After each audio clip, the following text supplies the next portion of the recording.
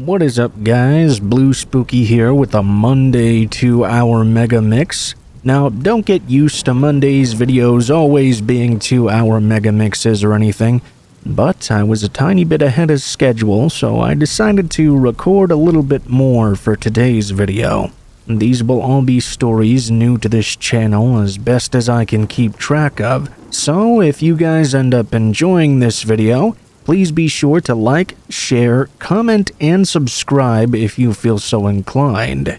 Doing all of those things helps to ensure the video does well and that I can continue making these daily videos and these longer videos for a long time to come. I think maybe 1,200 likes would be a good mark to aim for.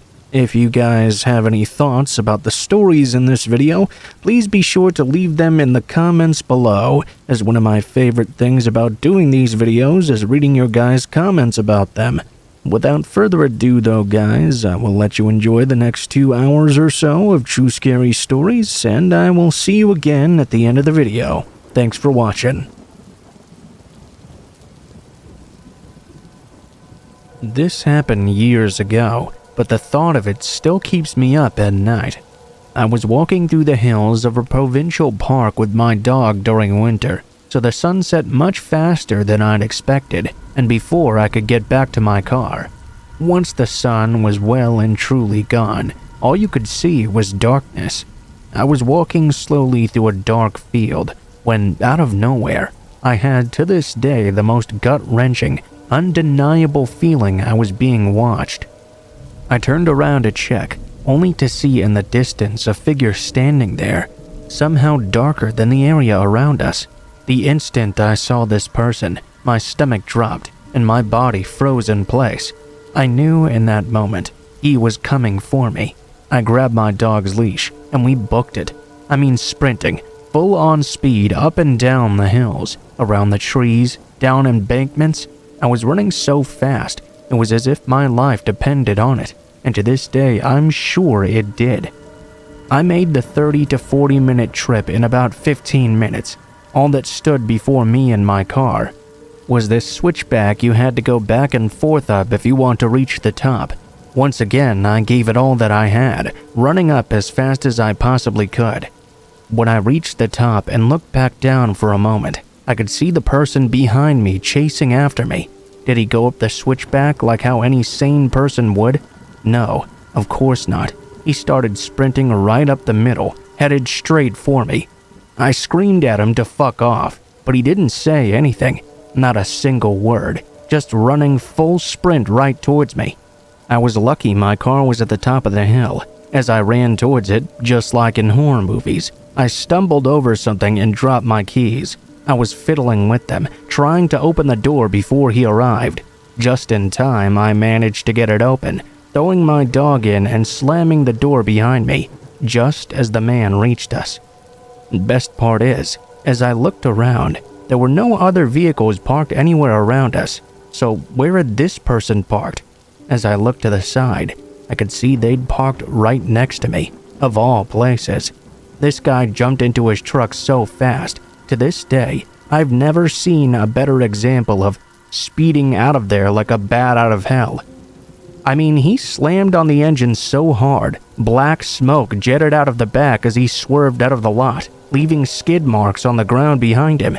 I sat in the back of my vehicle for hours afterward, shaking and crying, knowing I was this close to whatever he had planned for me. That's why I share this story, in hopes that people won't ignore that sort of gut feeling, that voice in the back of your head that tells you to run. If I did that day, I never would have noticed him in time, and would not have had the head start I needed to escape. Always trust your gut feelings and intuition. It really might be the deciding factor on if this is your final day on Earth or not.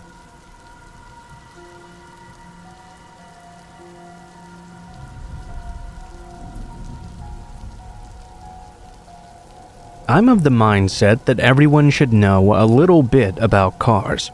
I've always been mechanically inclined, and I think that may have saved me this time. I was using dating apps a few years ago. Met this guy, he seemed super nice. We talked for a few weeks before I was willing to meet with him. His dad owned a local gun store where I would get most of my target stuff.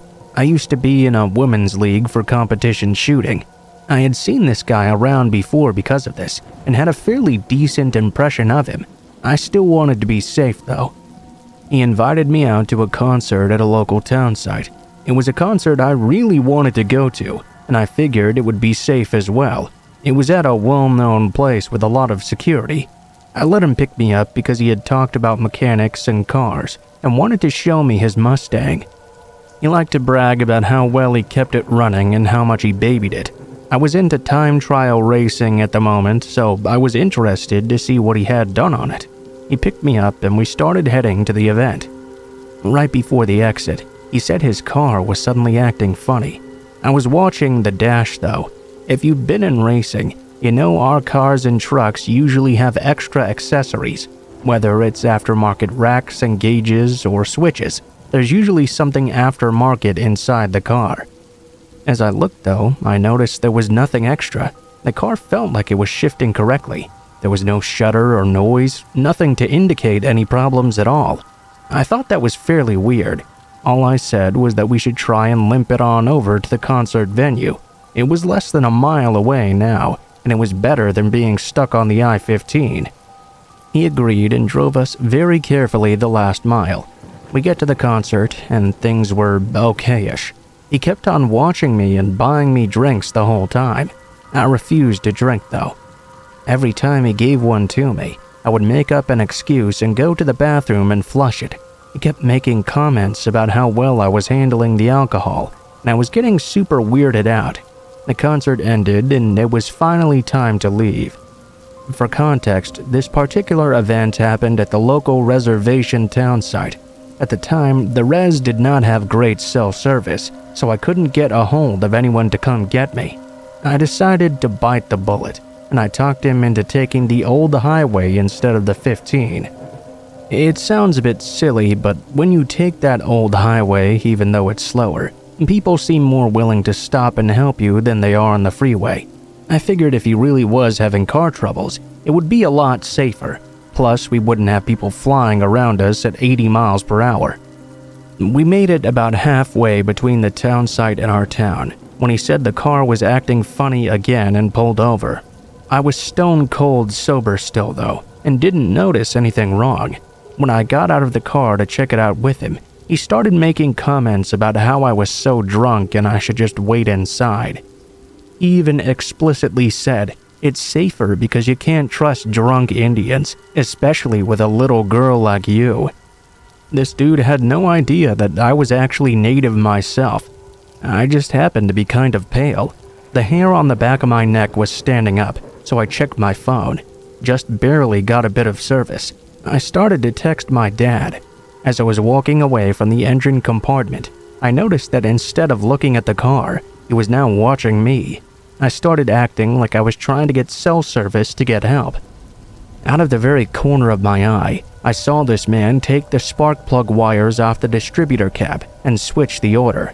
Your spark plug wires connect to the distributor cap based on the order your cylinders fire in, so doing this will either make the car run terribly or not even be able to turn on at all. I managed to send my dad a picture of what he was doing, and my dad told me to start walking. As I started to walk away, the man hopped back into the car and opened his glove box, which exposed the pistol lying within. He told me not to worry and said we would be perfectly safe. I broke a world record for how fast I was texting my dad. He said to start walking and to tell the guy that he was already on his way and that our friends lived just up the road. So that's exactly what I did. I started walking with a purpose and took off as quickly as I could. The man was yelling and starting to chase after me, but I yelled back that the wind was too loud and I couldn't hear him. I said I'd be back with our friends in a moment. I was scared out of my mind though. We were 10 miles out of town with no one around. The closest road actually led to a cemetery, so no one was around to help me. I got a really bad feeling the farther I got from the car. I turned around and looked. The hood was now closed and the lights were on. I decided to hide in the farm irrigation next to the road. I kept walking towards town crouched down and texted my dad what was happening. I heard a car slowly come up behind me. Then I saw a flashlight. I pressed against the side of the ditch and waited for the lights to pass by. Once I couldn't hear anything else, I crawled out and kept walking amongst the weeds. My dad texted me that he saw me, so when he pulled up, I ran to his truck. As we made our way back towards town, we passed by that dude, and he was now surrounded by 3 cop cars. My dad told me not to worry much about what happened. I heard through the grapevine later he had been charged with violent crimes in the past, and he had been arrested that night for concealed carrying without a permit. The police never talked to me, but I haven't seen that guy in town ever since. If I didn't have experience with cars and didn't know what he was doing, I could have been dead in that ditch instead of hiding. Most communities have places where you can take basic car care and maintenance courses. I highly recommend everyone take them and at least know the basics. This dude knew I knew cars, but his whole goal was to get me so piss-ass drunk I wouldn't realize what was happening. Luckily, his fake car troubles didn't fool me.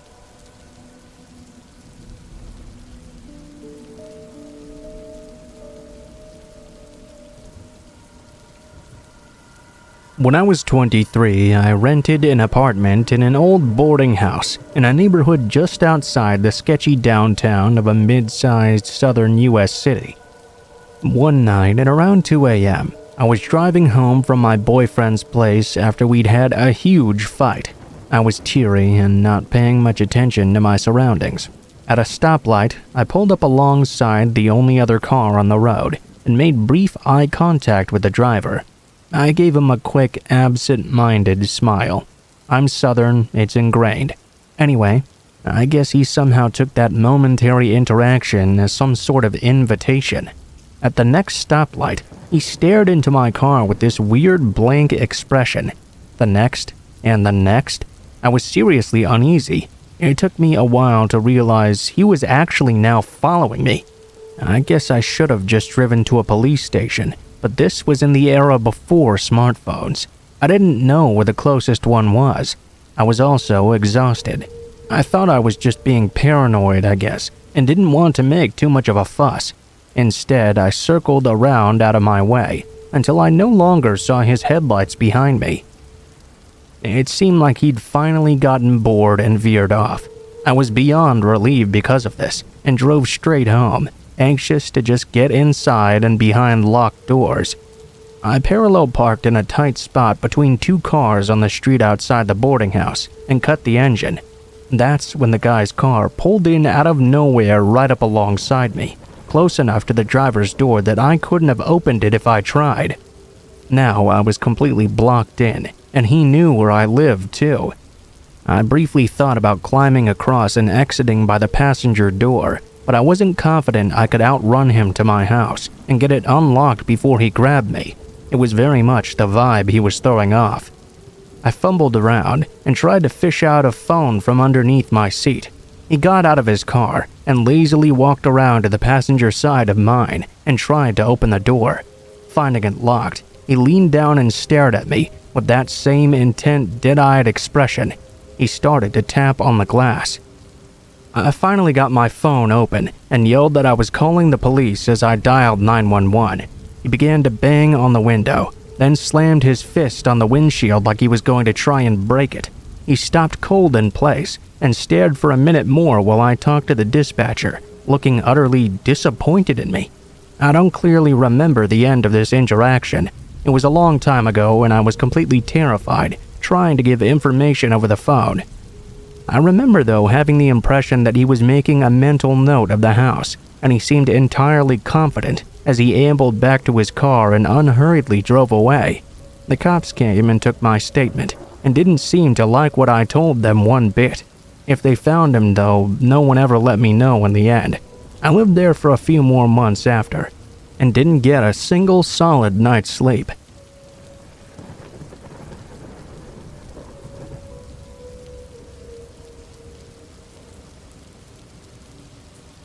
At 20 years old, I found myself a single mother to a newborn baby boy.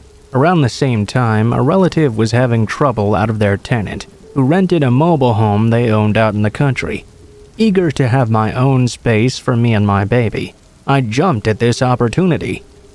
I didn't have a car at the time, so I got dropped off at the trailer with mine and all of my baby's belongings. The route there was a long, old country road with a lot of farms and long stretches of fields. Then you made a left turn into a neighborhood of a stretch of brick ranch-style houses. That went on for about a mile until the houses stopped altogether. The road kept on going another quarter of a mile down a steep hill, only to come to a sudden dead end. The dead end is where that mobile home sat, totally secluded. Admittedly, I was a bit afraid, being by myself out there with my baby, especially at night.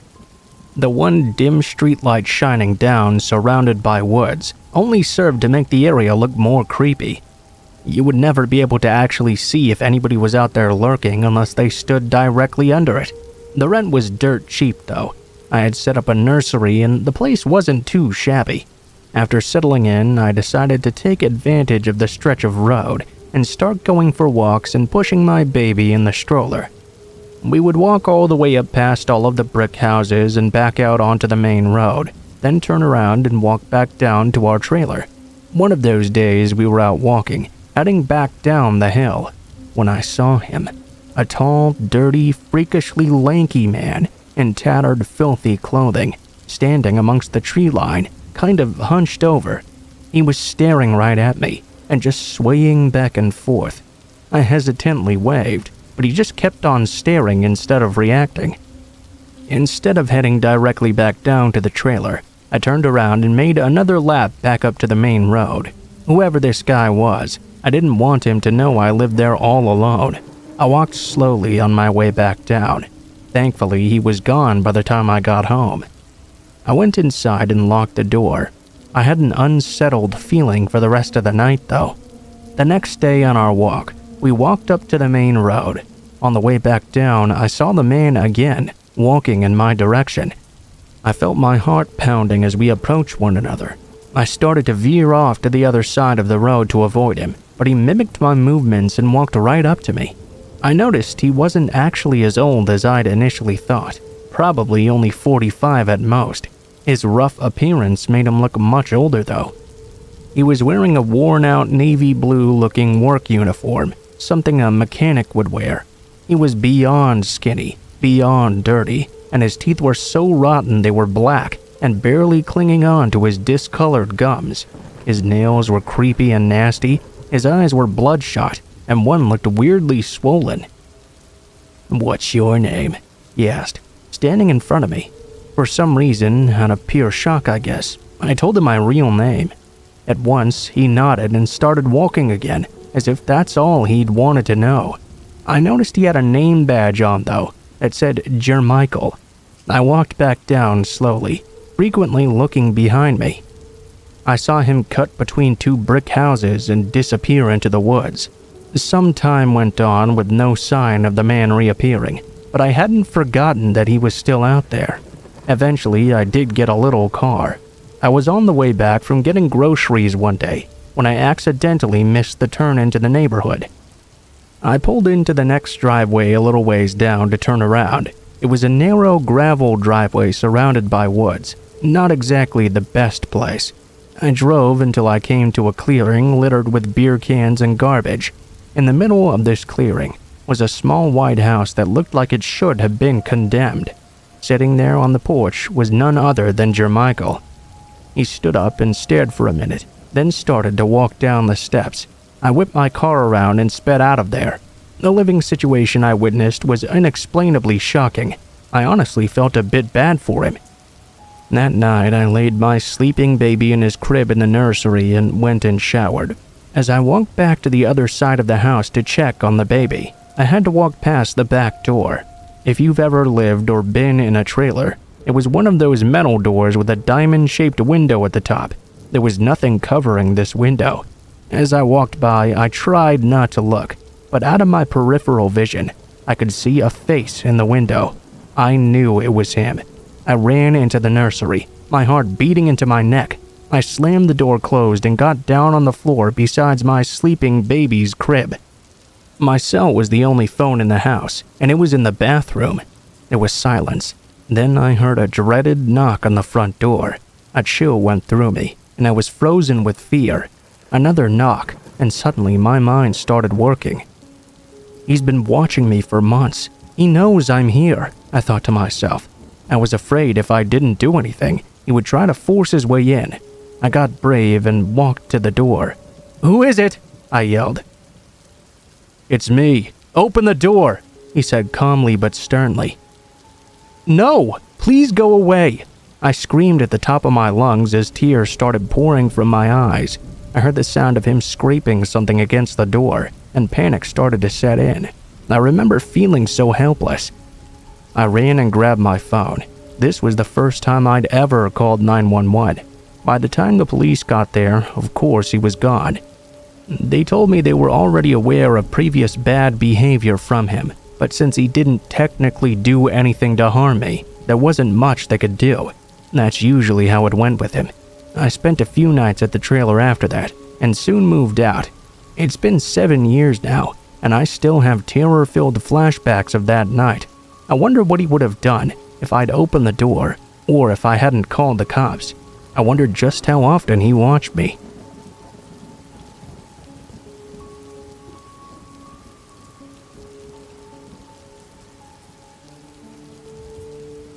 The following events took place over the space of a year. It took me a while to link them all and realize what was happening. I'm going to try and relay it as I experienced it. I'm 31 now, but this took place when I was roughly 18 to 20 years old. For the majority of my career, I've been a support worker. This involves supporting adults with learning disabilities or health issues in their own homes and out in the community as well, basically with all and any aspects of their lives. The job does involve long hours, and often sleepovers or waking nights. In this case, the 2 other staff members went home at around 8 to 10 p.m., depending on if the service users were overnighting at their parents'. This was a regular occurrence. The sleepover would stay with the remaining clients in case they had a health concern or needed support with something overnight. At the time, I was working in service with 3 young men who were very active within the community. This meant I was also very active in their community, out and about all the time, helping them to, from, or during college and work. We rode the bus a lot because they had concession passes. I live in the UK and can't drive, so I commuted to and from work on public transport. The service we worked in was based across the road from a nursing home, or possibly a respite center. To this day, I'm unsure what it actually was. This building had parking spaces outside it intended for that facility, but after certain hours, anyone was allowed to use them. I noticed eventually that at 10 p.m. every night I was on shift, whether I was a sleepover or just finishing for the day, a car would park right across the street from us and shine its high beams right through our window. This would also light up the adjacent front door, so anyone interested could see who was leaving. Even though the clients were in bed by this time, there was still a lot to do for the remaining staff member, like ensuring the property was secured and the fire doors throughout the house were closed, general health and safety concerns. Because of this, a car across the road blinding our staff as they left was low down on the list of concerns. Personally, I first assumed it was just a facility staff member going home. This went on for a few months, before one eagle-eyed colleague told me this only ever happened on days when I came into work. We made a joke about how I had a fancy man picking me up or something, but I mostly wrote it off as nothing. Whilst out and about with the people I supported, they would often say things like, "Hey, that man is looking at you." My service users were mostly young men who liked to joke and had limited mental capacity. Often, their jokes didn't seem like jokes but were intended as such. Because of this, I didn't really take much note of it. This started with one client specifically, actually. I worked with him more than the others because I was his key worker, which meant I had additional duties relating to that client, such as arranging special outings or events. Before long, though, every single one of them was telling me there was a man who was staring at me and following me. They often said this in crowded public areas, and because they struggled to communicate, they could never fully describe what was going on. One of them, though, said it was always the same man. They could only give vague, odd details, which we pieced together into a wider description. Again, the other staff found it odd this behavior was only directed at me. They never said this to anyone else, though they did say it in the presence of other staff if I was part of the group. The big event, though, had such an impact that I still don't use public transport for anything. I got a call from the mother of the person I was supporting that day. He had earlier gone for a visit to his parents, and his brother was home for uni. They decided he would sleep over so he could spend the following day with his brother. It was 7:30 p.m. and quite dark because it was winter. I had worked over my contracted hours that month, as we were short-staffed. I called our on-call manager, who offered me an early finish. I did all the admin CQC required to do daily, cheerily said goodbye to everyone before leaving to catch the 8 p.m. bus. It had been laundry day, so I had been ironing and hadn't eaten all the food I'd brought with me. I called my partner at the time because I had to pass through the city center. I decided to grab us some KFC and pick up the newest Game of Thrones book, which I had pre-ordered from Waterstones. I got off the bus wearing my headphones as per usual, picked up my book, walked down to KFC, got my food, and was on my way down the steps to the ticket barrier. Halfway down, though, I felt a tap on my shoulder. I had my hands full of chicken, so I turned, unable to take my headphones out. I saw a man, who I assumed must be asking about which line he should be on or something. I tried to brush him off, but he followed me to the barrier. He even ran down the escalator to catch up with me. As I was sitting on the platform, he sat down next to me. It was quite late, and the people were sparse and spread out. It was super uncomfortable. He had all this space, and yet chose to sit right next to me. I took one of my headphones out because the man seemed to be quite angry with me now. He was rambling something. In a nutshell, I began to hear him tell me how he had seen me so often with different men. People I was supporting, I assume. Sometimes in a group of people much older. He said a lot of odd things which didn't register until I finally got home. He described my commute, including the times of my schedule, the clothing I would wear. He told me my hair seemed to change a lot. There was a lot looking back that indicated he had been watching me for a while. I was tired though and he was rambling. I wanted him to go away. He seemed inexplicably angry with me, saying he just wanted to look after me, but I'd only keep ignoring him. This was the first time I'd ever seen this man though. I can't remember how I responded exactly, but I basically told him he had the wrong person. It did freak me out enough that I changed lines and metros a few times. I was on the phone with my partner the whole time after I got on the metro. The man followed me, at first at a distance, but I guess eventually he lost track of me. He couldn't describe anything I did after the city center, so I think this was his first time really following me beyond my changeover from the bus to the metro. I did get safely home that night, but over an hour late with some cold-ass chicken. I told my manager about this and she gave me a personal alarm. I hadn't connected it to prior events yet though, so I just let it go thinking it was a one-off. I was not at work and only have a vague recollection about hearing about this last event. In fact, I had forgotten it entirely until a coworker at the time and a current friend reminded me. Two of my coworkers were upstairs sorting out the medications. They came down to find a man who we'd later find was my stalker. He was sat at the table. The guys we supported were all in their rooms, so the downstairs was empty. You can imagine they were quite shocked to see him suddenly appear. This was a secure place that protected vulnerable adults. Somehow he had managed to bypass multiple doors, all of which were locked and alarmed. He was just sitting there in silence, looking around the room. We could never figure out how he managed to get in, but he wouldn't respond to any of their questions. After a while of not seeing me there, he just got up and left without saying a single word.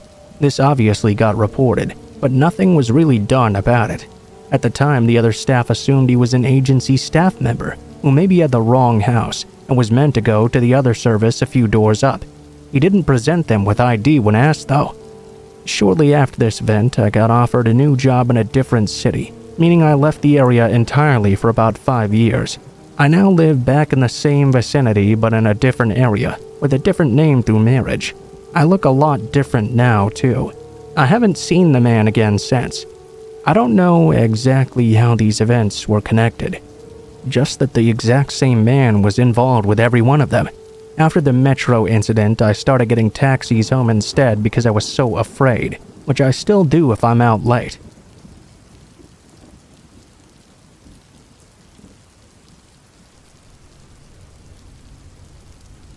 At the time this happened, I was a 21-year-old female. I lived in a larger, small city in the Midwest. At the time, I had no car and only a bicycle. I hardly had enough money for a public bus. I worked at a retail battery lighting and repair store. I worked full-time as well, and only lived a little over a mile from my job. Since I was a woman in a male-dominated field, I was often used to targeted abuse from men who thought they knew better. Many times I stood my ground and flaunted my knowledge in subjects these people couldn't seem to grasp. Because of my willingness to learn and my close proximity to work, I often worked all sorts of hours, mostly all by myself as well. This time I wasn't the person closing and had a coworker named Joey. They came in for a part-time shift after they wrapped up classes at the local college. We had quite a close friendship, honestly, and often stood up for one another. We stepped in when we were flustered as well, or needed to go to the bathroom in the back or whatever. Joey received a phone call for a possible repair on a smartphone, and he wasn't 100% sure if we even could repair it. He asked the young female caller to stop by for a consult. She quickly agreed and said she would stop by around 5:30. This was a night I was supposed to get done at 6 p.m. and catch the bus at 6:12. It was a windy, drizzly, early fall night. I remember this because I had my bike with me, and it became my anchor that night. A little before 6 p.m., this frantic, terrified, screaming and crying 19 to 20-year-old woman came rushing into our tiny shop. I was at the counter switching out aging price tags and doing general store maintenance. I looked at her confused and asked her what was wrong. She looked me deep in the eyes, asking if Joey was here. At the time, he was using our tiny bathroom in the back, so I had to step in and help out.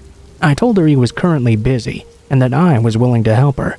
She handed me her smashed, cheap phone very timidly. My customer service skills could not prepare me for what she was going to say next.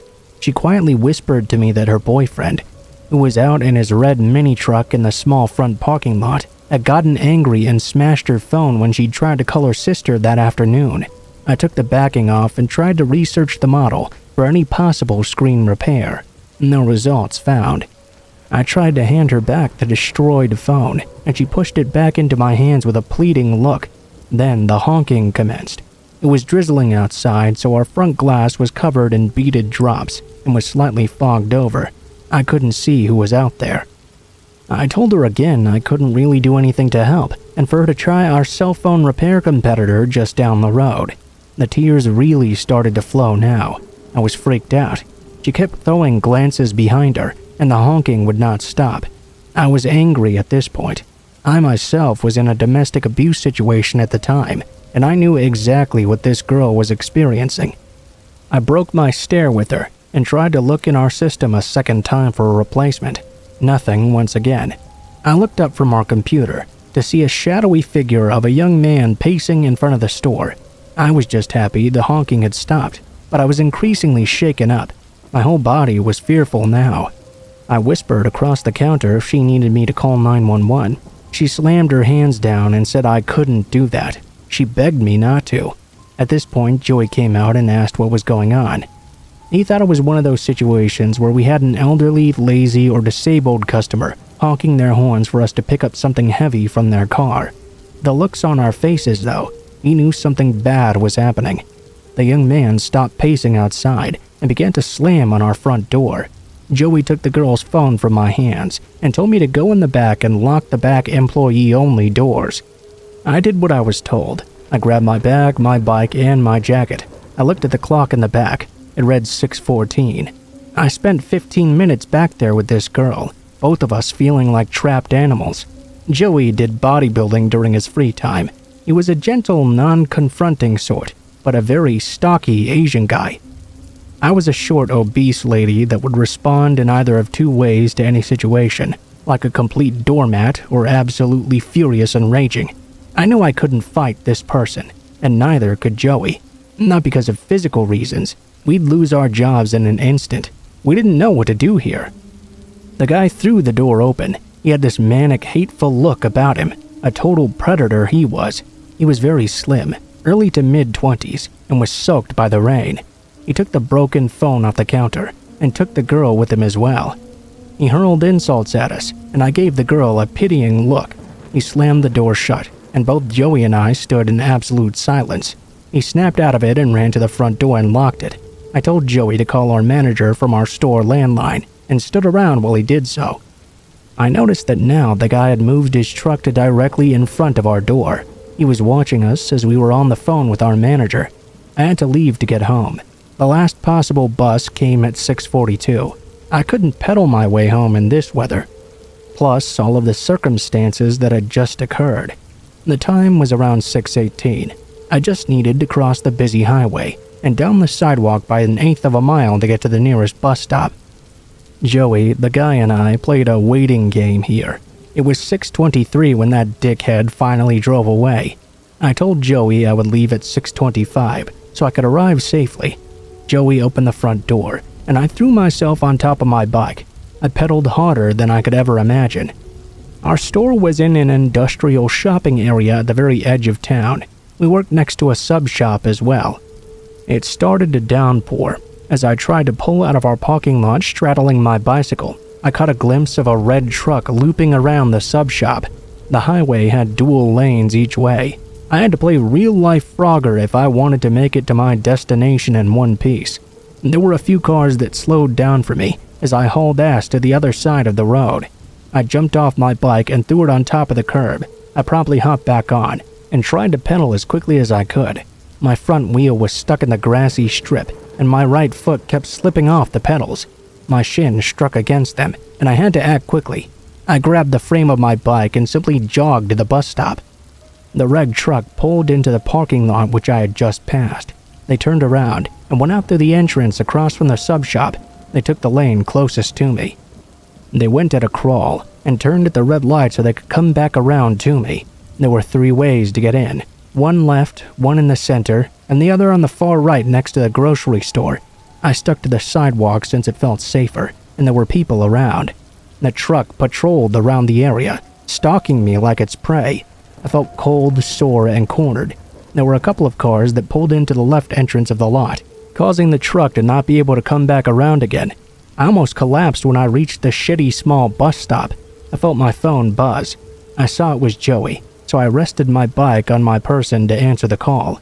Joey told me he was watching, and even though he had an elderly couple in the store that he was helping, that he wouldn't allow that man to hurt me.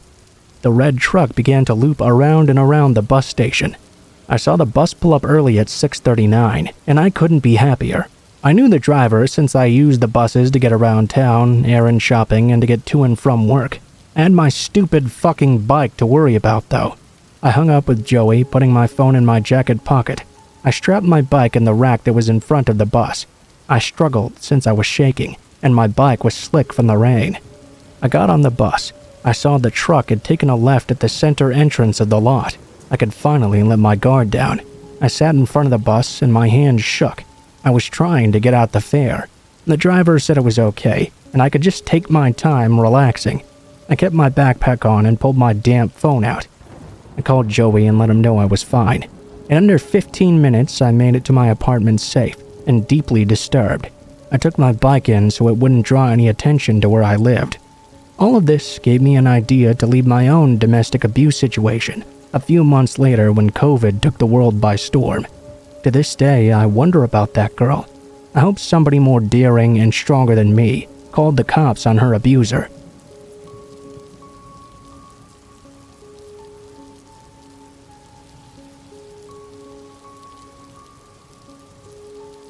Back when I was around 17 or 18, I would go out to parties with my friend at night. It was my best friend at the time, Ivan, and his cousin Caesar that would invite me out this fateful night. I'd been talking to a friend of Ivan on Facebook about meeting each other. Since I hadn't had many experiences with girls, I thought it was now or never. This girl had a birthday party that day and invited us all to join her. I took a bath, got ready, and my friends pulled up for me in a small car. It was an Atos that was really popular in Mexico in the early thousands. It was small and really good at saving gas, not too expensive either, so the perfect car for a college student. I said bye to my mom and hopped in. We went to go buy beer for the night and a pack of smokes for everyone as well. Back then, I would smoke quite a lot. I still cringe just thinking about it, but it was an early college thing, I suppose. My friend told us he had been in contact with this one girl on Facebook, and she decided to come to the party with us tonight. We were all impressed and happy for him. We pulled up to her house and parked near a park to wait for her. I remember a group of thugs walking around the park, but since they seemed our age, we weren't too weirded out. My friend called her to come out, and my friend Caesar stepped out for a smoke. I was sitting in the back, not wanting to come out because of those guys outside. Things seemed to be asking for trouble though. They began to argue about something really dumb with Caesar. My friend Ivan told me to step out just to have his back, in case anything went down. I'm not particularly strong myself, but I am really tall. With a winter coat, I tried my best to appear tough enough for them to think twice. I lit a cigarette and pretended to be macho. I looked at a guy and laughed. Somehow it worked, and they just left. We went to the party and had a great time together. I made out all night with the girl I was talking to. Later though, I found out she'd kissed pretty much every guy that was there before me. Nevertheless, I was still grateful for the opportunity. As we headed back to the house of my friend's date, she seemed extremely quiet. I knew they had hit it off quite a bit during the party, but now she looked really stiff, scared even. My bud and I were riding in the back to let them have the front to themselves, but all she was doing was nervously looking at her phone. When we arrived, she wanted to hop out right away. My friend, trying to score some points, said, "Wait, I'll walk you in." She did not like this. She said to just leave. We were a bit buzzed in the back and wanted to have a smoke, so we all stepped outside anyway and watched them walk up to her door. I remember laughing about something with my friend when the mood suddenly became very dark. The girl began to scream, "Go now! Get out of here!" A car pulled out nearly in front of us. People with bats and various weapons got out so fast I can barely remember how I got back into the seat. The girl said something along the lines of to leave us alone and held my friend while a bunch of dudes got out. Ivan got into the driver's seat and started the car. Thankfully, it started right up without trouble. A big bottle of liquor slammed into the windshield, cracking the top corner. I saw some guys come from the right side of the car where we were standing. I quickly moved over to the other side to let my friend have an easy way into the back seat.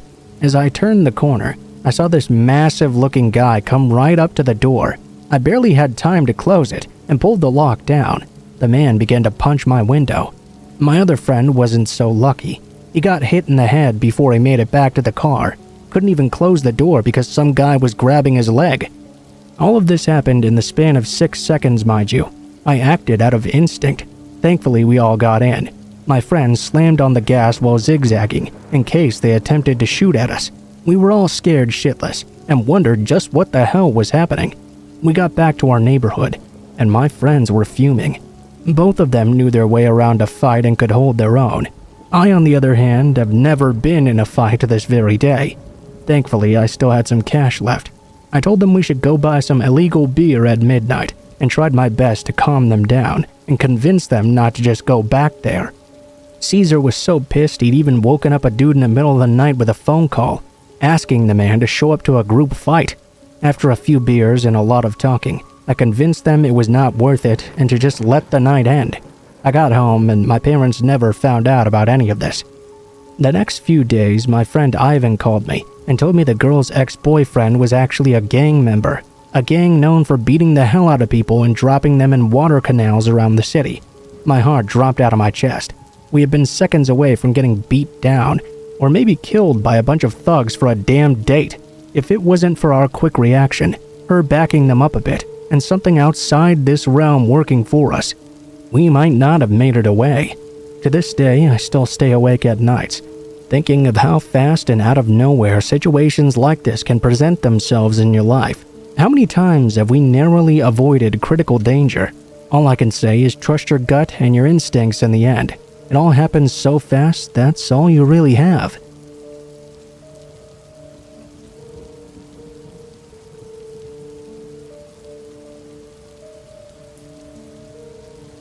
This story happened back in the year 2015. It was around 8 p.m. and it was summertime, so at the time it was just getting dark. I live in a town where crime almost never happens. It's a very safe rural area with very few people as well. Here, all the shops close early, so that night I went shopping around 7:40. Everything was completely quiet. I didn't have enough money to pay in the moment. I asked them to save the items for me. When I got home, I grabbed the money out to take back to pay the store. I was listening to some music. I had bought new headphones and was trying them out. I was walking 2 blocks from my house when a motorcycle with 2 men came out of nowhere. The man behind got out and grabbed a gun. He pointed it right at my head and started yelling at me to give him my things. I was paralyzed. In an absolutely absurd moment, I screamed out no. The man again yelled at me to give him my cell phone. He screamed, "Give me everything!" I squeezed my cell phone and headphones and yelled, "No, these are my things!" over and over again. The whole time, a gun was pointed at my face from a meter away. When the guy with the gun saw I wouldn't give them anything, he fired. I saw very clearly how he pulled the trigger on the gun. He got on the motorcycle with the other man, and they left at full speed. Somehow, I didn't get shot though. I don't know if it was a fake gun or if it jammed or if it didn't have bullets in it or what. I don't know anything. It was really dark. It was one of the most terrifying experiences I ever had. As soon as they left, I ran to the store where I was going at first. I arrived crying and shaking. It was hard for me to even speak. I asked for help, and they called my mom, who came to pick me up in a taxi. I didn't want to walk home, even though it was only 4 streets away. That was the first and last time I experienced a robbery attempt. It was the most damn stressful situation I've ever been through though. I don't know how to describe the absolute panic I felt when I saw the barrel of a gun in front of my eyes. All that for a cheap fucking cell phone and some headphones. They didn't give a shit about a girl's life. They slapped that gun right in my face. I wish no one has to go through this, much less children. I was lucky, but many are not. Especially in the city nearby my town, where this happens quite frequently.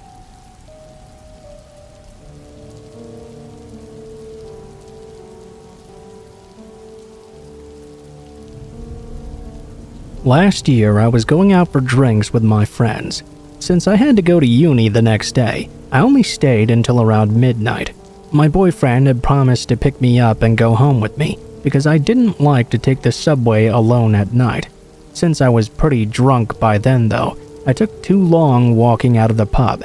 Unfortunately, we had to wait for the night bus with multiple stops, since the subway closed on weekdays at night.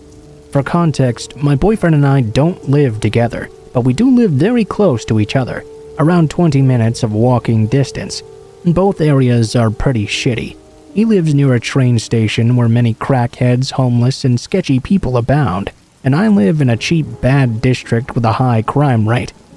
My building has 2 entrances on 2 different streets because it's a corner building, one leading to a patio and then to the apartment building and its doors.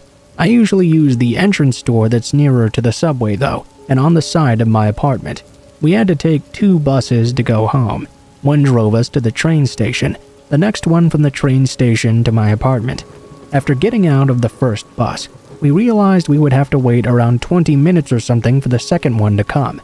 Since I really had to sleep now, and I had class the next day, I didn't want to stay here for that long. My boyfriend also didn't want to wait to see me, so he persuaded me to walk instead of taking the bus, which sober me would have never done. Since I was drunk though, I didn't really care how I got home. We started to walk home and passed a few sketchy people. Mostly people selling drugs or whatever, but nothing too bad. The instant I saw this guy walking our direction though, I got a bad feeling. I told my boyfriend I wanted to go to the other side of the street because I didn't want to go anywhere near this guy. Suddenly though, the guy called out as if he wanted to ask us something. We ignored him and continued to walk. He got louder and louder, until he started to yell and scream. I could see from the corner of my eye he was gaining on us. I whispered for my boyfriend to run. I grabbed his hand and ran the fastest I could while the man began to chase us. We ran and ran and ran, then made a turn to the right and hid. It seemed like the man was gone at first. I took my keys out, and we started running toward my building, taking the other entrance I normally didn't use. As I was struggling to open the door, my boyfriend started to panic. He threw me inside the patio and closed the door aggressively behind him, then pushed me into the building. He explained later that the guy had come running from the other side of the street, meaning he'd taken a shortcut. He probably thought we were going to the bus stop instead. If we had taken the other entrance, he would have clearly beaten us there. Standing there in shock, we unfortunately did not call the police, which I do regret. I stopped going out for drinks and clubbing for half a year after this, and slept at my boyfriend's place for 2 weeks. I was scared the guy would come back. I think the worst thing about this guy really wanted to get us for some reason. I still want to know why he chased us for so long. 2 weeks later, a girl a few streets away was reared in front of her building by a guy who chased her home. I wonder if it was that very same guy, or if it was just a sad coincidence.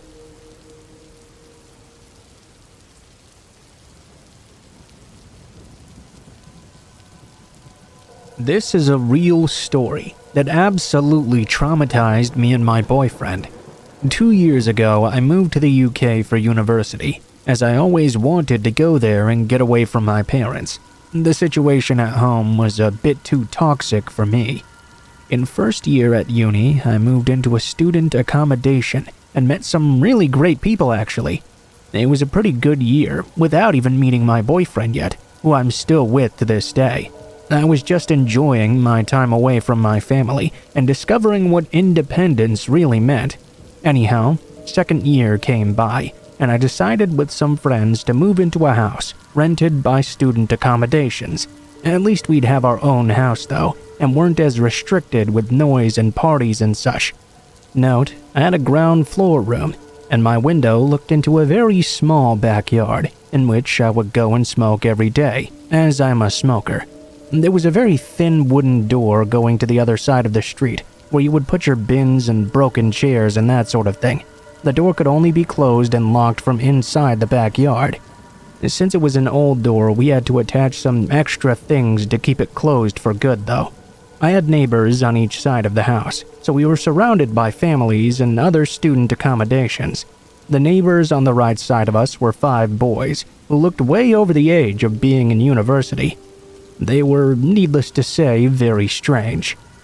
I even had a moment where I met one of them outside our house one day because of police intervention due to one of their flatmates attacking him and the others with a kitchen knife and burning their kitchen down.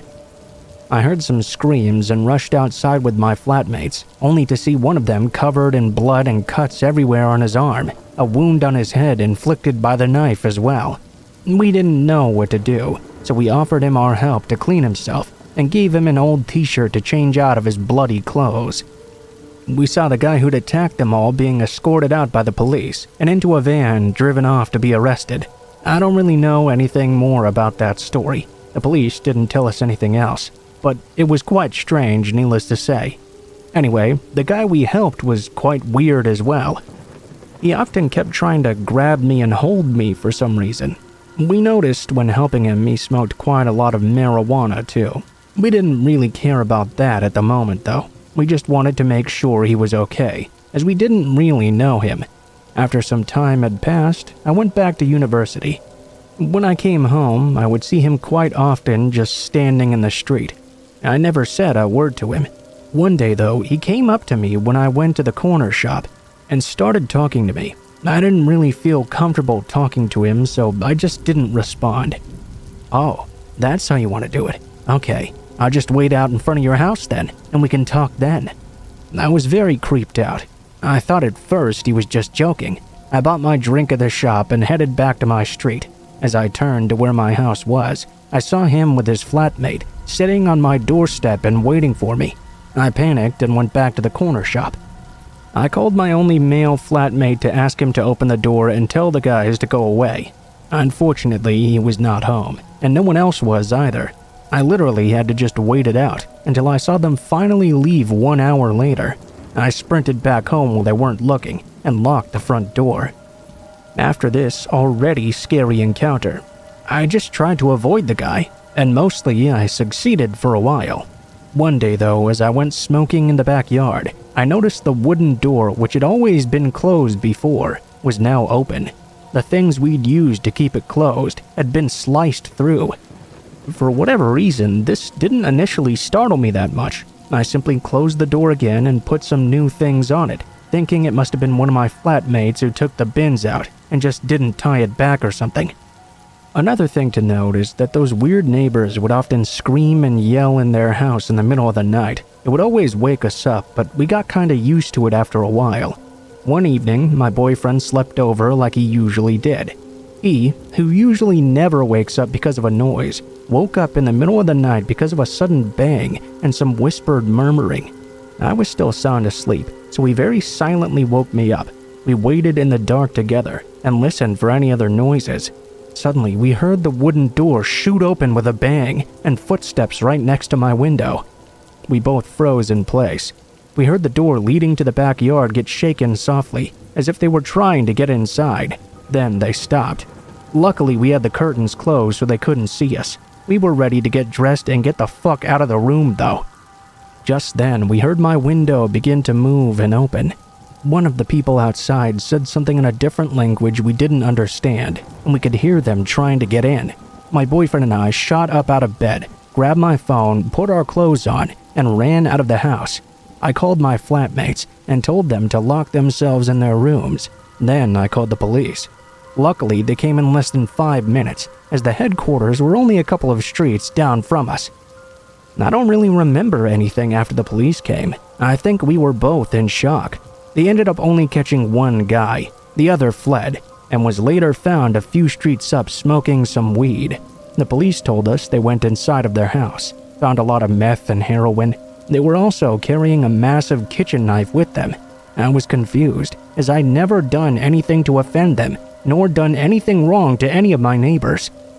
The idea of them breaking in with God knows what intentions with a knife to terrorize me and my boyfriend startled me quite a bit. The two guys ended up being arrested. One of them was put in prison for 2 years for carrying a weapon with intent to harm. I never heard anything else from the police. I moved back home a few months later as I was really scared. It tormented me for months on end, not knowing what would have happened to me if my boyfriend didn't wake up. I'm now still coping with it and finding it really tough to get over it. I always wake up at the slightest noise and get horrible noises because of it. At least my boyfriend is still awesome though.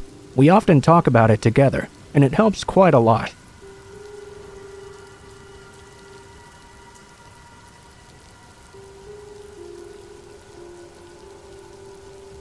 What I'm about to describe to you might possibly sound like a cheap-ass cliché movie script, but this did indeed happen.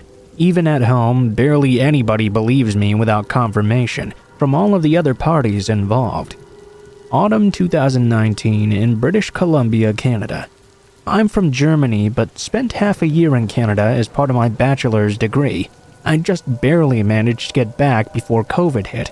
I was 22 years old at the time, and the other people involved were about the same age. Another one of the foreign exchange students and I befriended this local Canadian student. We all had the same interests and humor, and we all became very good friends. He told us all about the local area, and we spent a summer with him and his father at their very remote cabin near some woods. They taught us how to handle guns there, and let us shoot a lot as well. When fall came, we had a lot of free time, due to being finished with all our papers. Our buddy proposed that we spend a few days at his dad's cabin, this time without Dad around. We went, hell yeah. We could load up on booze and weed and have a great time there, just living it up. 3 close-ass dudes in the woods, gaming and getting wasted. Sounds great, right? After loading up on all our supplies, the first 3 days were very good. On the first day, just like the last time I was there, I could barely sleep a wink and was generally tense. This is because I'm a naturally very paranoid guy, and I always go into alert mode in various situations. This is often mocked by my friends because nothing ever happened. In this case, what was freaking me out the most was the fact we were so far away from civilization.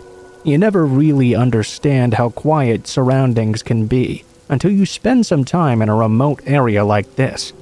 This led to me often just standing in the dark at night, listening to the surroundings of the cabin. After the first few days, I got used to it and got less paranoid. After all, I was with my best friends. I was also constantly high, and we were quite armed and dangerous as well. Probably the most dangerous to ourselves, honestly. Day 4 came by, though. We spent the day attempting to hunt in the woods. Mostly that entailed chilling under trees with a beer and rifle in hand. In the evening, it started to rain quite heavily. After an hour, we were starting to see lightning in the distance even. There was quite a bit of time passing between lightning and thunder, though, which meant the thunderstorm itself was still quite some ways away. We aborted our incompetent hunting attempts and started trekking our way back to the cabin. It took us about an hour to reach it, due to it already being very dark and the rain creating unsafe footing. For context, you should know that once you've spent a few days in the wilderness and haven't seen a soul other than your friends for days, you can become quite careless about your surroundings. We entered the cabin. By the time we'd arrived back, the thunderstorm was full raging. We put away our gear and changed our clothes, except for our guns. We cozied down in the living room at the table and started a YouTube video and began to play cards together. Barely 20 minutes had passed since we returned. At the time, we didn't bother closing the curtains in the living room because thunderstorms are baller as fuck. So just imagine 3 guys sitting around a table laughing and in awe at the weather outside while playing cards together. In such a remote place, it was extremely dark outside. Without a full moon or clear skies, it was pitch black. My friend initially saw this. While sipping from his beer, a flash of lightning went off. He spit it out after the lightning came down. He screamed loudly and stood up. No words, just the sound of panic. "There's somebody outside!" He started rambling about how in that split second, the lightning illuminated the outside of the cabin. He'd seen a person standing in the distance, hiding behind a tree and looking directly at us. This is what I meant when I said cliché horror. My non-local friend was in full-on panic. He was quite anxious. I grabbed my rifle and pulled the bolt to rack around into the chamber. I felt that warm sensation down my spine of my body releasing adrenaline.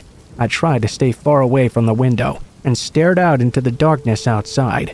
Of course, I couldn't see anything. While our Canadian friend rushed into his room to grab his pistol, I started panicking even more because I realized we'd never locked the door. Why would we? We hadn't seen anyone in days and were in the middle of nowhere. I sprinted to the door to lock it. Our friend returned with his pistol, which he'd grabbed because there was a flashlight attached to it. He carefully approached the window and opened it with one hand, the other aiming the gun outside. His flashlight turned on in the darkness. Immediately, it illuminated a man, tall and slim, dressed in all black, in a hooded raincoat which he'd pulled over his face. He was not far away from the cabin, just a few steps away from the window. He was not standing behind something as our friend had yelled earlier, but seemed to be crouching. He looked directly at us and clenched his eyes. He had a terrifying smirk on one side of his mouth. Another lightning flashed, and for that moment we were all frozen. Nobody said anything for a few moments. It's hard to explain the dreadful feeling about seeing something like this, in a storm in the middle of nowhere. A person dressed in all black crouching and approaching you. Our Canadian buddy was aiming his pistol at the frozen, crouched, smirking man. He yelled out with a slight stutter, "Get the fuck away from us! We will shoot!" I guess after that moment his eyes adjusted. The raincoat man realized it was not just a flashlight, but a gun as well. I was standing next to my friend with a hunting rifle of my own. The raincoat man's smirk changed to something I'm unsure of. It was either shock or rage. All this happened in less than a minute. My friend kept on yelling. The raincoat man turned about 90 degrees towards the nearest tree line. He went from a crouch to sprinting like an Olympic runner. He ran away to the right side of our window. The two of us poked our head out the window to see where he was going. In the heavy rainfall and darkness, though, we couldn't make out anything. After a few moments of just looking at each other in disbelief, we decided to pop off a few rounds outside to prove that the guns were real and to cope with our own fear. When the shock wore off, we called the police. They asked a lot of questions on the phone to describe the location of the cabin and a description of the man who'd almost crept up on us, totally unsuspecting, only revealed due to a lucky strike of lightning. Due to us being in a remote area, the cops told us it'd take at least 2 hours for someone to come. Given how the man saw that we were armed, he probably wouldn't come back again. We agreed. We discussed just jumping in the truck and leaving right now. Us dumbasses had been too lazy to refuel it, though. The idea of doing this now in the dark and the heavy rain was just too frightening. We spent the night sleeping in shifts. One person awake standing guard. The others at least attempted to sleep. When my turn came, the rain had died down. I turned off all the lights, opened a window, and sat there in the darkness. It was close to the middle of the next day when 2 cops arrived. We gave them a detailed report of what happened, when it happened, and had to show them which direction the man had run off to. They said they'd organize a patrol to comb through the woods, but that might take a while. Sadly, we hadn't seen any details of the man's face. We couldn't tell if he was old or young, only that he was tall and clean-shaven. The chances of finding who he was or what the hell he was attempting to do were slim to none. One of the officers, though, expressed that this was deeply worrying. We left the cabin a few hours after the police left. The guy's dad insisted we stay at his place for at least a day until we felt safe again. He also wanted to hear every last detail. I never heard from those cops again. Next January, I left Canada and returned home. My Canadian friend was called in for an interview a few months later, though. It seemed like the police were still seriously investigating this, looking for the guy who'd crept up on the cabin during a thunderstorm. We've speculated a lot about what this was. Winning theory is that the guy most certainly had sinister intentions. It didn't look like just an attempted burglary. Remember, we had dim lights on so you could see there was somebody inside. The guy was also creeping during a thunderstorm. I suspect the raincoat man wanted to check what kind of victim was on the menu. I really don't want to imagine what he had in mind if we were 2 unarmed girls instead of a pair of armed guys in a cabin in the middle of nowhere. We hadn't seen any headlights during our stay there, and the guy also had no backpack or any gear. I'd bet my soul because of this that this guy was a man on a mission who knew exactly what he was doing and was well prepared for it.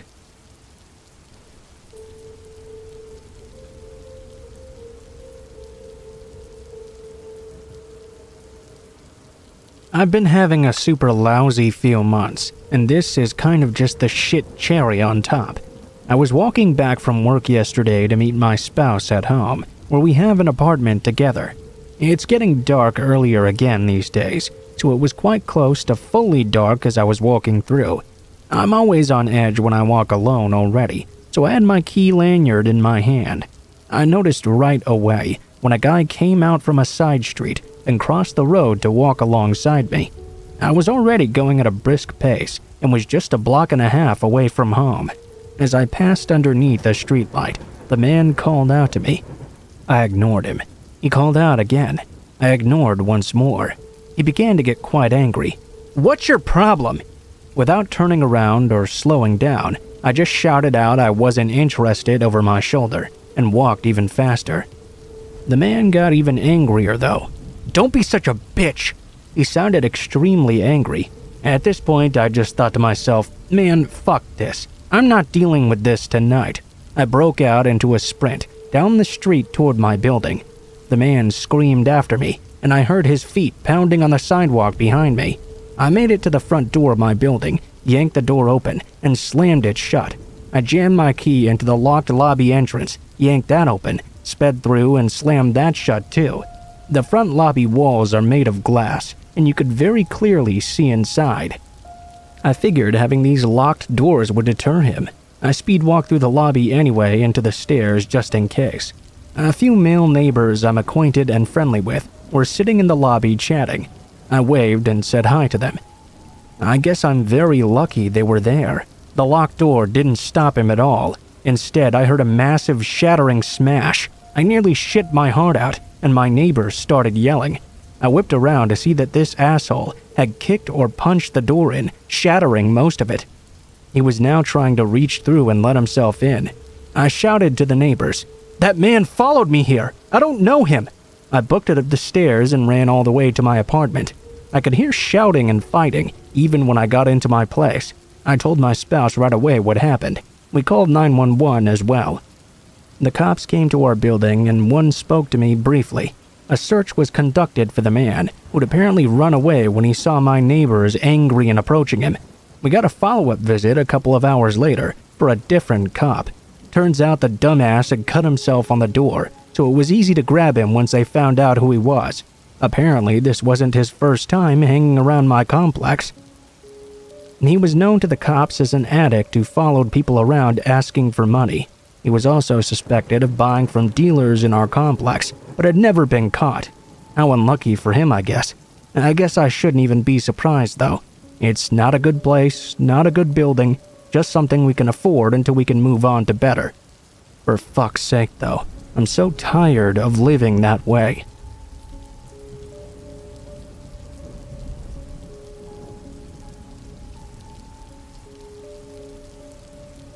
This happened Sunday night. I got into a very huge fight with my mom. It was very emotional and intense, to say the very least. We made up and said goodnight to each other, blah blah blah, but I was still very pissed off. In my impulsive mood, I decided I was going to take off for the night. I just wanted to cool off for a bit, really. I went into my backyard and hopped over one of our walls and started to walk around. Mind you, it was midnight, and I'm a teenage girl that's quite on the skinny side. It was also a not-so-well-lit area. I didn't even have my phone in case something happened, or a weapon for self-protection, which was quite stupid of me, honestly. For a bit more layout of the story as well, just down the street from my house, which is a neighborhood road, there's a church and a preschool across from it. In front of the preschool, there are large, tall hedges that sort of hide the pickup and drop-off area that's in front of the school. There's a stop sign on the church's corner before the busy main road, and a street lamp on that same corner. I was making my way down the corner on the church's side. I was very bored and cold, but it's not like I could call a friend to come pick me up and hang out or something. I decided to face the main road and put a hitchhiker's thumb up in hopes of someone pulling into the street and letting me use their phone to call a friend. After what felt like hours and hours, getting no such luck, I saw a guy from across the main road and called out to him. I didn't have any weird feelings about this guy. Actually, he was quite nice and let me use his phone. I still wasn't able to find any of my friends to come and get me, though. Before the man turned to leave, though, he asked me if I had anything on me for protection. He said he was quite worried because I was all alone and it was so late at night. I told him I'd honestly forgotten it at home. He handed me a small, sharp switchblade and told me to keep it and stay safe, and to have a good rest of the night. After watching the man walk off into the dark heading east, I wandered up and down the sidewalk as cars passed by. I was just about getting tired of this and started to pass the hedges when I glanced over to the left of me where the school was. In that moment, I saw the large silhouette of a man slowly creeping around the front doors to the small preschool. The man was quite big. He was hidden in the darkness as well. It took me about 2 seconds to realize the man had stopped in place and had seen me too. I went into flight mode immediately. I immediately noped the hell out of there and ran across the normally busy street. It happened to be empty at that moment. I could hear him sprinting behind me. I kept on running until I was 5 streets down and realized finally he was not following me anymore. About 30 minutes had gone by. I decided it was about time to make my way home. Eventually, I crossed the street and was facing the main road walking down to the church.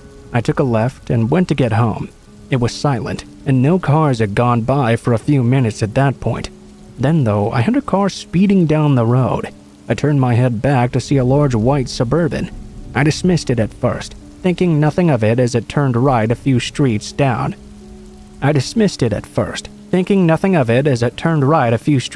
Across the road. I just started to turn the corner under the street lamp when I looked back up again. I saw that car starting to come out of the same road it had just turned onto. I'm not sure why, or how my gut was telling me to run, but I did. I ran into a nearby parking lot. I threw myself on the ground behind a ramp wall that was barely tall enough to hide me. Next thing I knew, I was about to cry because of how freaked out I was. I was trying to stay silent at the same time. I could see the Suburban's headlights reflecting off the walls of the building nearby as it pulled into the parking lot as well. It made a few laps around from what I could sneak a peek of and stopped in the middle for a couple of minutes. Eventually, it turned out and drove into the main road though. I waited a bit longer and pulled the knife out, listening for anything or everything. Eventually, I realized I was probably in the clear, and I ran back home without further incident. I'm not sure exactly what was going on there, but I'm sure it was up to no good.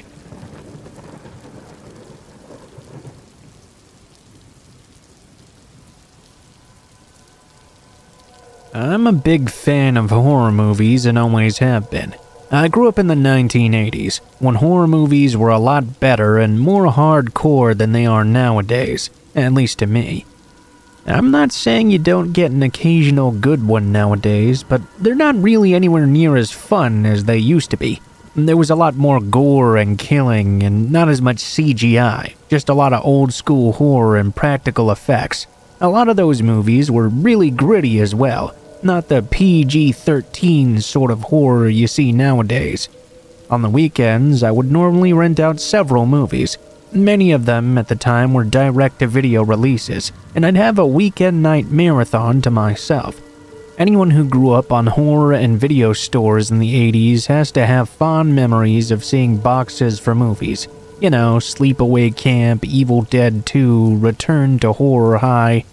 Well, I grabbed up mine and hunkered down in my basement bedroom to watch the movies. My family wasn't really into these sorts of films like I was. It didn't really matter to me though. I was fine to watch all this stuff completely on my own. When I was about 16 years old, I rented out another batch of movies to watch. I even remember exactly which ones. Texas Chainsaw Massacre, which surprisingly somehow I'd never seen up to that point, The Hills Have Eyes, and some cheap indie film called Dead Time Stories. None of them seemed tremendously scary to me, I guess, but that wasn't really the point of all this. I had a pretty wild imagination, and I like to force myself to get scared pretty easily. By the time I'd finished watching, it was already well past 2 a.m. I hadn't had anything to eat in a while, so I went up into the main house and made myself something to snack on. I was actually upstairs for about 40 minutes. We weren't allowed to eat in our bedrooms. I had been okay walking around the house upstairs for the most part, but when I went back down to the basement to go to bed, I actually found myself getting quite a bit apprehensive. I couldn't see into the basement at all until I was already halfway down the steps, so I was extremely nervous walking down them. The lights were off at the bottom, so I slowly took each step one at a time, feeling like punching myself for forgetting to turn the light on. Before I got to 4 steps from the bottom, I just jumped the rest of the way down and flipped on the light as quickly as possible. It was kinda weird, and I can't explain to this day why I felt that way, but for some reason, I was really freaked out. I assume the movies were probably just sticking with me afterwards. I looked over at the clock on my nightstand and saw it was 3 a.m. now. I started wondering if maybe I should just turn out the light and run over to my bed to go to sleep. The faster I did, the quicker morning would come after all. I would feel silly for being scared. For some reason, I just couldn't bring myself to turn the light out though. Each time I tried, I would hesitate, and I decided that it was going to be light in 2.5 hours anyway. Maybe I should just leave the lights on and watch a comedy movie to calm myself down. Yeah, that was the better option. I turned on the lamp that was sitting on my nightstand and turned off the overhead lights. At this point, only the area around my bed was illuminated. I didn't have many comedies. I popped in an extremely bad film I had seen many times, the pirate movie. As I watched, my eyes kept on shifting toward the windows. I had those basement windows, where a hole was dug into the ground so the basement could get some light. I also glanced over to the closet. I had never been this nervous before after some simple movies. I couldn't figure out exactly why I was so scared. About halfway through, close to 4 a.m., something suddenly caught my eye. I turned over to that window. I'm not sure exactly why I hadn't noticed it before, but now I saw the window was actually slightly open. I wondered if that was why I'd felt so paranoid. Perhaps I knew it was open on a subconscious level. I got up out of my bed and went over to close it. About halfway from the bed to the window, though, suddenly I heard a shuffling sound coming from my closet. There was no doubt. Someone was in there. I forgot about that window and took off out of the basement, screaming for my parents to get up and call the police. My dad grabbed his gun and went down to the basement. They caught the guy mid-act, trying to pull himself up and out the window. What we heard from the man was what he told the police. He broke into the basement around the time I was out getting myself that snack. He didn't think anyone was in there, and I'd caught him by surprise when I came back down. I hadn't seen him because it was so dark, so he hid in the closet real quick. I'd been going down the stairs so slowly that he had ample time to do this. For that 1 hour I was watching that movie in the dark, the man was in the closet, watching me through the slits in the door and waiting for me to fall asleep. Fortunately for me, he wasn't gonna come out of that closet until I went to bed. Who knows what he would have done to me if I had. Still though, there's something really unsettling about knowing someone is watching you from inside your own home and knowing that he was waiting for me to go to sleep the whole time.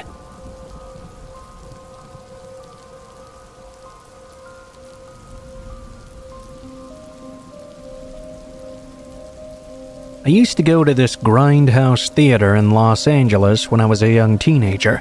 I still get nostalgic for it, even though it really wasn't that nice of a place. It was actually in quite a bad part of town. It wasn't kept up very well either, and attracted a pretty low class of clientele. I figure I can say that without seeming prejudiced because I myself was a member of that low class clientele. From about age 13 onward, I would go and spend a day there. I missed that about those theaters. For less than $5, I could go there around noon, sit in a theater, and watch a bunch of really bad movies all day long. In fact, that became my normal weekend routine for several years on. When I was 15 though, I stopped going to that grindhouse. I had a pretty bad experience there. On this particular day, I can't really tell you what movie I was watching. They all kinda ran together at some point. I remember the experience much more than the movie anyway. Anyway, I was watching the movie and I was actually one of the only few people there. In the middle of the movie though, a group of 5 guys walked into the theater. Normally, I wouldn't have paid them any attention, except they all came right to where I was sitting and sat all around me. That really irritated me because the theater was practically empty. My irritation was only going to get worse. These guys began talking really loud throughout the movie and were pretty vulgar and not shy about it either. They kept talking back to the screen and laughing at the most inappropriate moments. I was beginning to get really aggravated, although I knew there wasn't much, if anything, I could do about it. Remember, this was kind of a run-down grindhouse theater, so they didn't have an usher. There was a guy working tickets and another guy working the snack counter, but that was about all the personnel there. I tried to drown out the men and watch the movie. Only it started to get worse. The guy behind me started to kick the back of my chair. Not just lightly tapping it, full-on kicking it with all his might. These guys were obviously trying to get me to yell at them or get irritated, and I was definitely getting irritated. Once again, I tried my best to ignore it, but they started harassing me so much I just couldn't anymore. I decided to get up and leave. These were 5 guys much older than me, at least in their late 20s, and I was one 15-year-old. It would have been stupid for me to start a fight all on my own. As I was leaving, they started making chicken sounds at me, of course, and calling me names. I did my best to shrug it off. It wasn't easy, but I did leave with my head held high.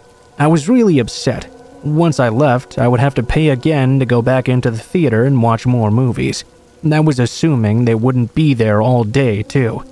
I decided it was still early enough for me to stick around a bit. I had the idea to kinda wait it out in the bathroom stall for a while until they left. Yeah, I know how that sounds, but I really didn't want to leave and have to spend more money. It was only about 3 o'clock in the afternoon, and I wanted to do more that day. Surely the guys had had their fun. When they realized I'd left, they would eventually leave too, and I could go back in safe and sound. After I had been sitting there for quite a while though, I heard the door open. I cringed, thinking that it might have been the guys who were sitting around me. I realized how stupid I was, and I probably should have just left the damn theater. I felt a bit calmer when I realized it was just one person, not 5. That calmness did not last very long, though. Whoever this was walking very slowly, taking deliberate steps right up to me. I pulled my feet up further to hide myself in the stall. The slow steps continued, and by this point I could see the feet of the person on the other side of the door. He walked right over and stopped right in front of it. He didn't try to open the door, but he did begin to tap on it. I emphasize it was a tapping and not a knocking, because he was using some sort of object to do it. My anxiety was peaking, and I cursed myself again for not just leaving. He took the object and slid it in between the space and the door. I almost had a heart attack. It was a switchblade. I felt tears begin to form in my eyes. I was convinced this person was going to kill me. I couldn't do anything except remain on the toilet seat, practically crying to myself. The man took the knife and slid it up and down in the space before pulling it out. I could hear him doing something, but I wasn't sure what it was. It sounded like he was fumbling around. He then threw something over the stall onto me and ran out of the bathroom. I grabbed the object in surprise, then dropped it to the ground in terror when I realized it was a decapitated crow's head. Scared for my life, I got up and opened the stall. As I did, I noticed he had written something on the stall door in what I figured was the blood of that crow. It was my first name. Somehow, that guy knew my name. I was out of that place, and I didn't care that there was no usher in the building. I went right to the ticket counter and told them what happened. They called the cops. Actually, they were very nice and let me into the ticket booth as I waited for the cops to show up. All 5 guys were long gone by that point, though the cop was nice enough to give me a ride home. I have no idea how that guy knew my name. All I know is that I never saw any of those guys again, and I never went back to that grindhouse either.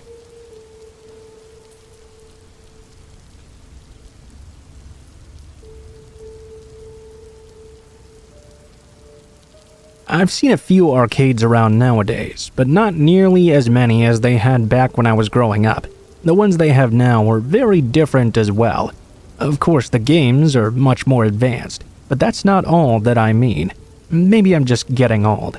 I don't know, but there's something about those old 80s style arcades that just fills me with a wonderful sense of nostalgia.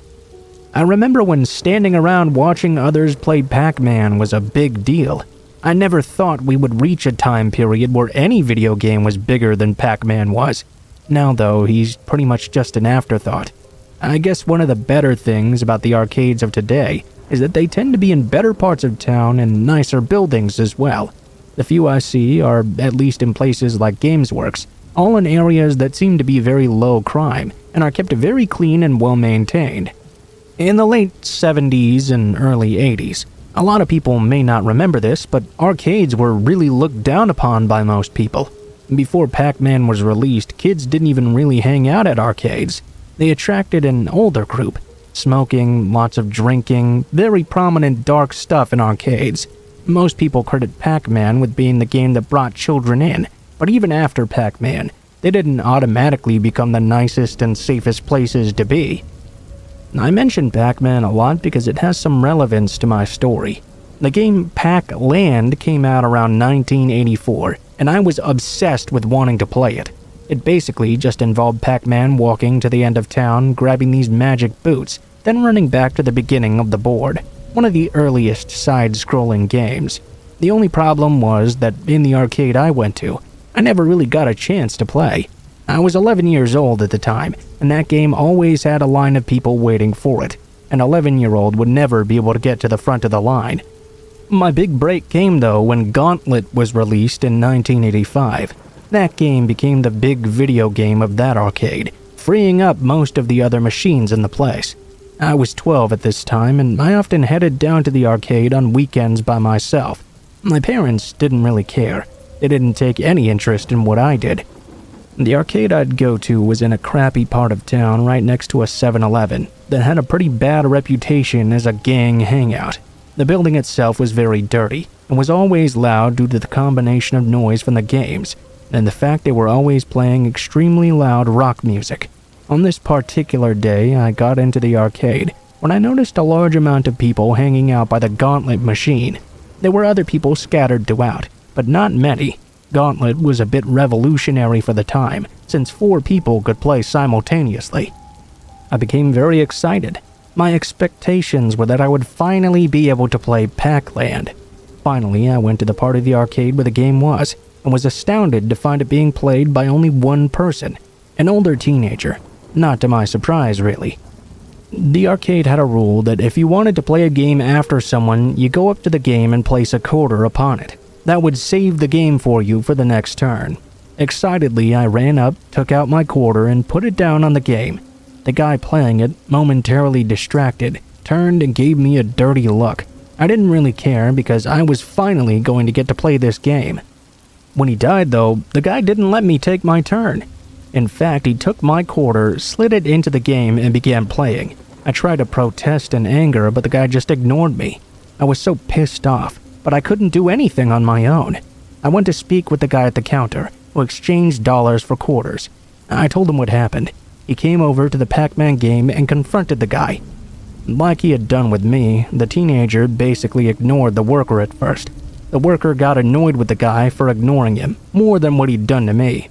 He told the guy he had to return my quarter to me. The teenager just ignored him again. The worker then put his hand on the guy's shoulder. The guy playing the game did not like that at all. He turned around and punched the worker right in the face. It only took a couple of moments before another guy who worked there, some sort of security or bouncer type, came over and threw the guy from the arcade. I smiled at him smugly as he was dragged out. As he was leaving, he threatened to find me and attack me. I finally got to play Pac-Land though, so I didn't care. I not only got to play it, but I played it a lot, so much that I completely lost track of time. It was already dark before I realized it. I still had to get home, so I left the arcade. Walking home, I started to hear footsteps not far behind me. It wasn't too weird of a thing, really. It was a pretty big neighborhood. As I made several turns onto different blocks, though, they kept following me. Feeling a bit apprehensive, I tried to glance behind me to see who it was. I'm sure you're not surprised to be told it was that teenager I'd pissed off earlier. He looked to be carrying what looked like the leg of a coffee table. Scared, I began to run, and I heard him chasing behind me. I cursed myself over and over for looking back, and stupidly did so again. My foot got caught on an uneven crack between the sidewalk blocks, and I fell face first onto the ground. I didn't realize in the moment, but the impact broke my nose. I did know right away that my face was covered in blood. When I turned up, I noticed the man coming closer to me. I saw it actually was a coffee table leg, with one long screw pointing out of the end. As he came closer, he said something I'll never forget. "You want to go to Pac-Land? I'll send you to Pac-Land." He wasn't upon me yet, so I went for broke. I jumped up and ran to the nearest house, pounding on the door, yelling and screaming bloody murder. I didn't even know whose house it was, but I didn't care. The people who lived there answered the door immediately, and fortunately for me, ran the teenager off. The people in that house were also kind enough to call my parents, who took me to the emergency room and forbade me from ever going to the arcade again. I was very upset, of course, but they did buy me a ColecoVision, and the very first game they got me was Pac-Land, so I was satisfied.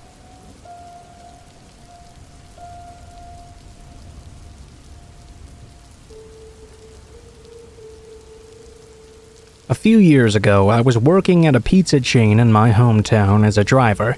I was 27, but made damn good money delivering.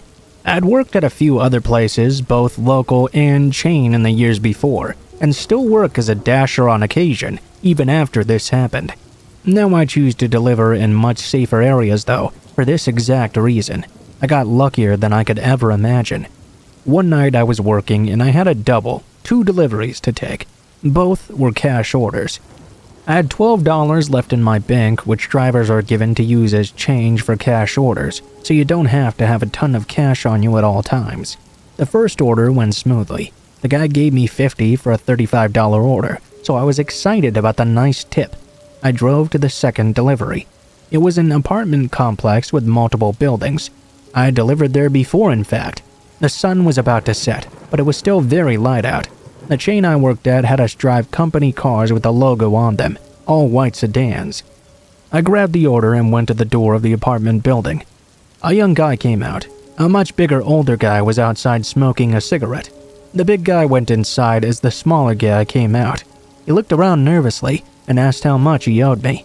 The way he was looking around just made me very nervous too. The hairs on the back of my neck stood on end. I told him the amount, and he said that wasn't what he was told on the phone. Immediately, something felt wrong.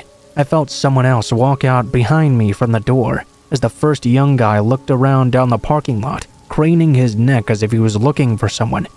I told him the amount again and broke down the order for him, trying to keep calm. Then the first guy held a gun right to my temple. I felt a poke on my spine. 2 gunmen. I couldn't speak.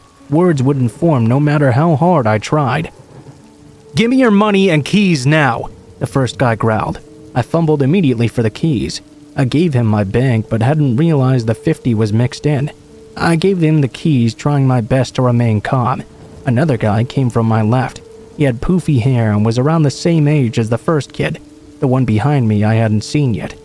The big-haired kid grabbed the pizza bag and ran off and hid. The first one searched the company car. Luckily, I had left my wallet in my personal car. I saw him grab my cell phone. That's when the panic began to set in.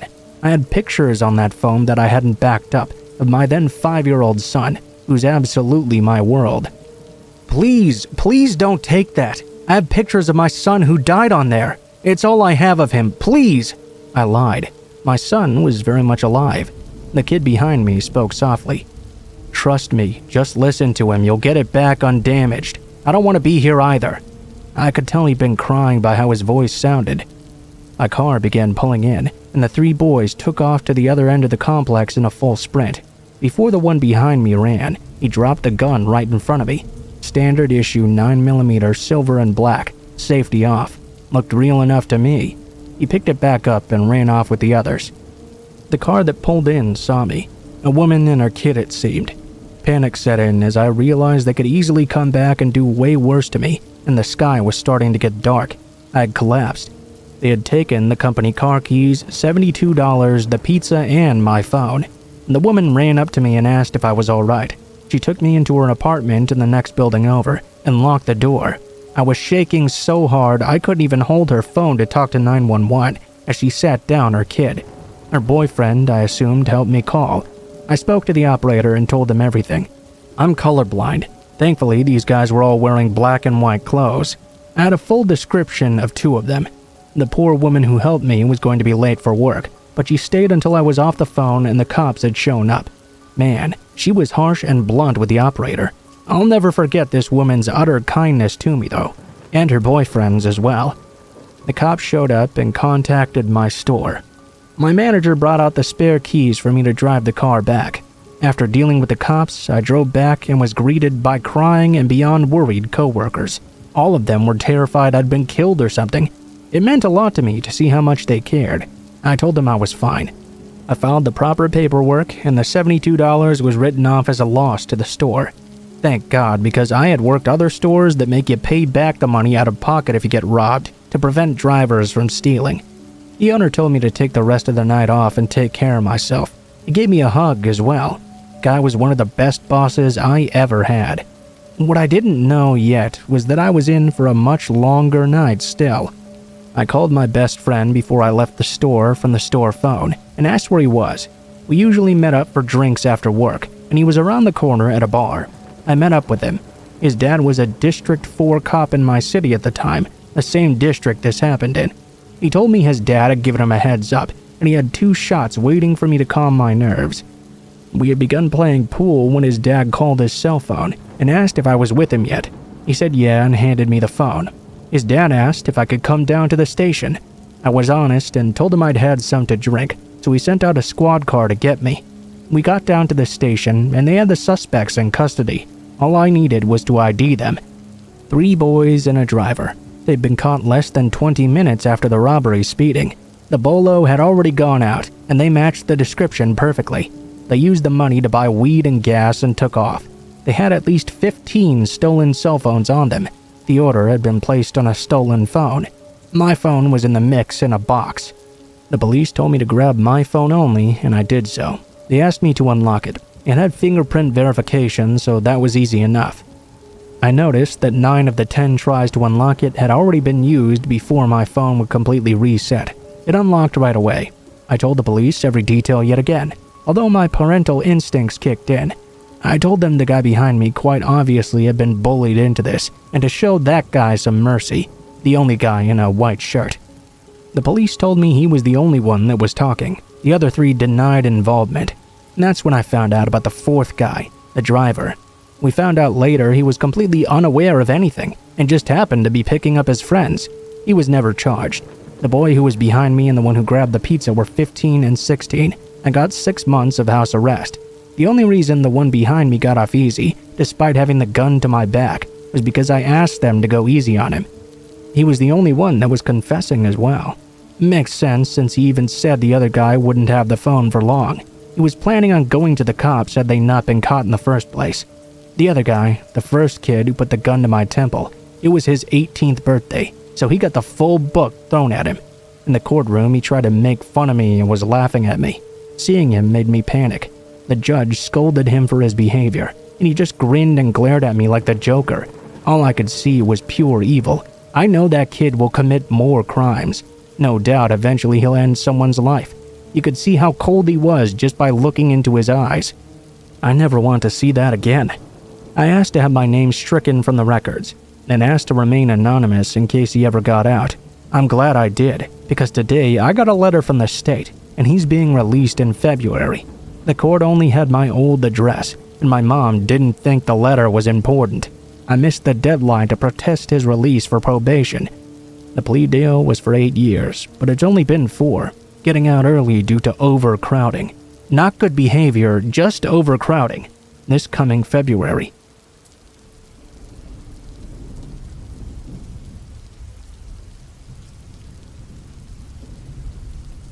This story is so weird that at some point I nearly pushed it out of my mind altogether.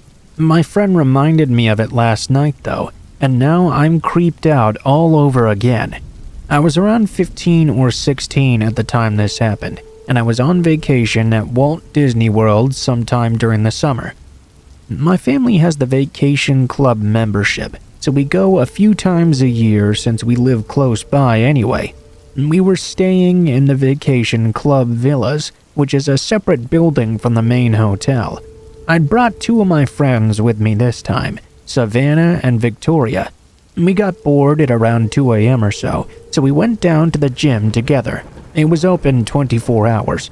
We weren't even gonna work out really, just take some mirror selfies and mess around with the exercise balls.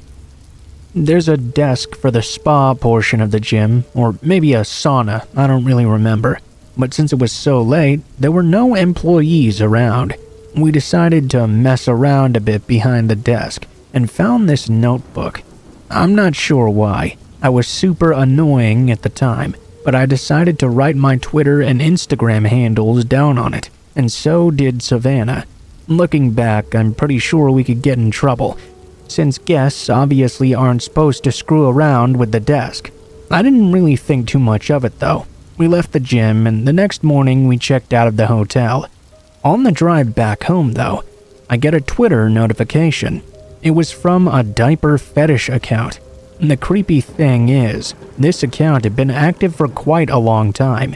It had disgusting pictures of grown men in diapers, sure, but it had even more disturbing pictures of children abounding. Savannah began to get notifications as well.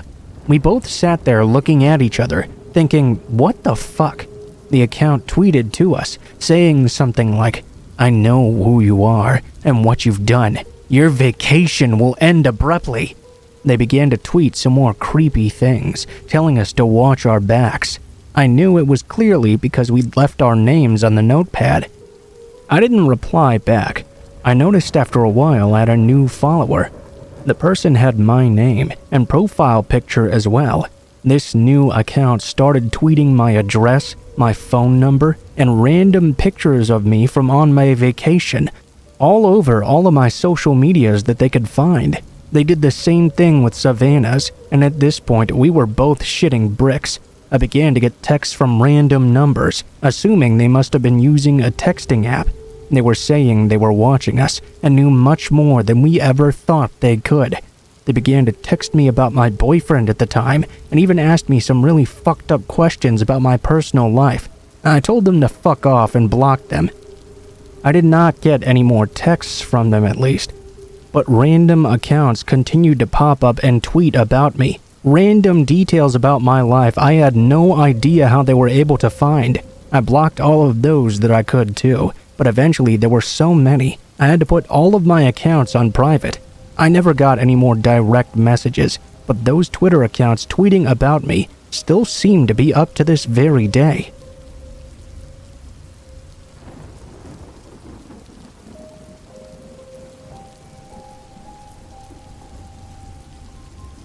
This happened a few nights ago. I'm a 25-year-old female, 115 pounds. I was out with my thoroughbred Shane, doing some fitness work on the cross-country course. If you don't know what that is, imagine a huge area full of fields, ditches, woods, etc., with jumps placed strategically throughout, designed to test horse and rider stamina. We were getting ready to head in from an evening of long, hard work. It wasn't quite dark yet, but it was slowly getting there, prompting me to head in for the day. As we were walking around the area we had been working in, my horse started refusing to go near a particular patch of woods. We had gone by it several times that evening, so I urged him forward to investigate. That was when I began to hear what I believed to be a human voice. I realized somebody had been watching us the entire time. This property was on 700 acres, and this section was nowhere near a road. Clearly, someone had intentionally made their way very close to where a rider could be. I didn't want to startle my horse, so I calmly turned him around and began to fast walk around that patch of woods, giving it a very wide berth. I had intentions of heading straight the fuck back to the main barn. As I got to the middle of the field, though, Shane halted. By then, it was almost dark, and I realized something.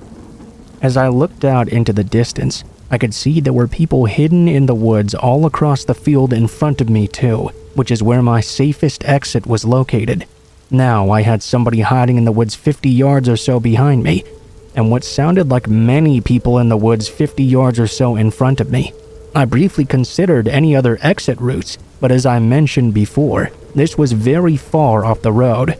My immediate thought process was that they certainly hadn't just walked over here. Yeah, Shane and I could beat them to the gate, but if they had a vehicle of some sort, they would have caught up easily as I was stopping to open it. We stood there for maybe 30 seconds before me and my horse simultaneously came to the conclusion that if we went now, we could at least try to beat them. We bolted across the field, slowed up slightly to cross a ditch in the woods, one they were trying to surprise block me at, and flew to the gate just beyond it. I jumped off as quickly as possible, unlatched it, and didn't even stop to mount the horse. I just grabbed his reins and together we bolted off. Within 20 yards or so, we could hear shouting and hollering in the distance. I started to scream as loud as I could for anyone to hear. "There are people out there at the entrance! Come here!" As soon as I started making a fuss, a four-wheeler started up from just behind the gate and hauled ass away. A police report was made. The next day, there was evidence found of 2 four-wheelers, so that makes sense since I was seeing people basically surrounding me. We aren't going to stop riding out there, but the barn owners are taking some precautions. We certainly won't be out there alone, or at night anymore for a while. Maybe it was just some teenagers looking to scare a rider, but either way, it was certainly not cool. Also, the fact they tried to set up a surprise roadblock on my only exit route. I can't imagine the intentions were pure, certainly. Thank God for my hypersensitive horse. Without him forcing me to pay attention, I may have never noticed those people, especially the ones hiding in the woods in front of me trying to be quiet. Shane was certainly the best boy that day.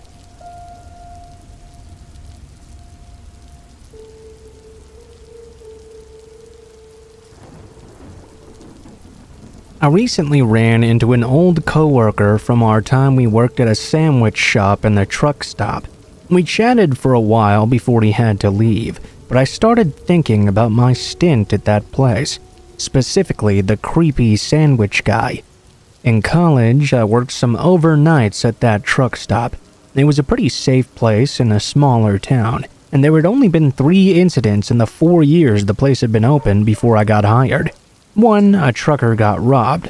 1, a group of ladies arrested for servicing the truckers, and 1 overdose. I was never really worried, even though my coworker seemed a little bit concerned that I was a young girl working overnights. Especially at a truck stop in particular, where there was only 1 other employee in the entire place. Usually it was really slow though. Most of the time I'd simply get 3 or 4 truckers coming in within the first hour. A couple of people would come in with the munchies and order 3 dozen cookies at one time, but usually it was around 1 person an hour if that. That meant most of the time I'd spend about 3 hours cleaning ovens, finishing dishes, deep cleaning the lobby, that sort of miscellaneous thing. I'd spend whatever leftover time in between the customers coming doing my homework.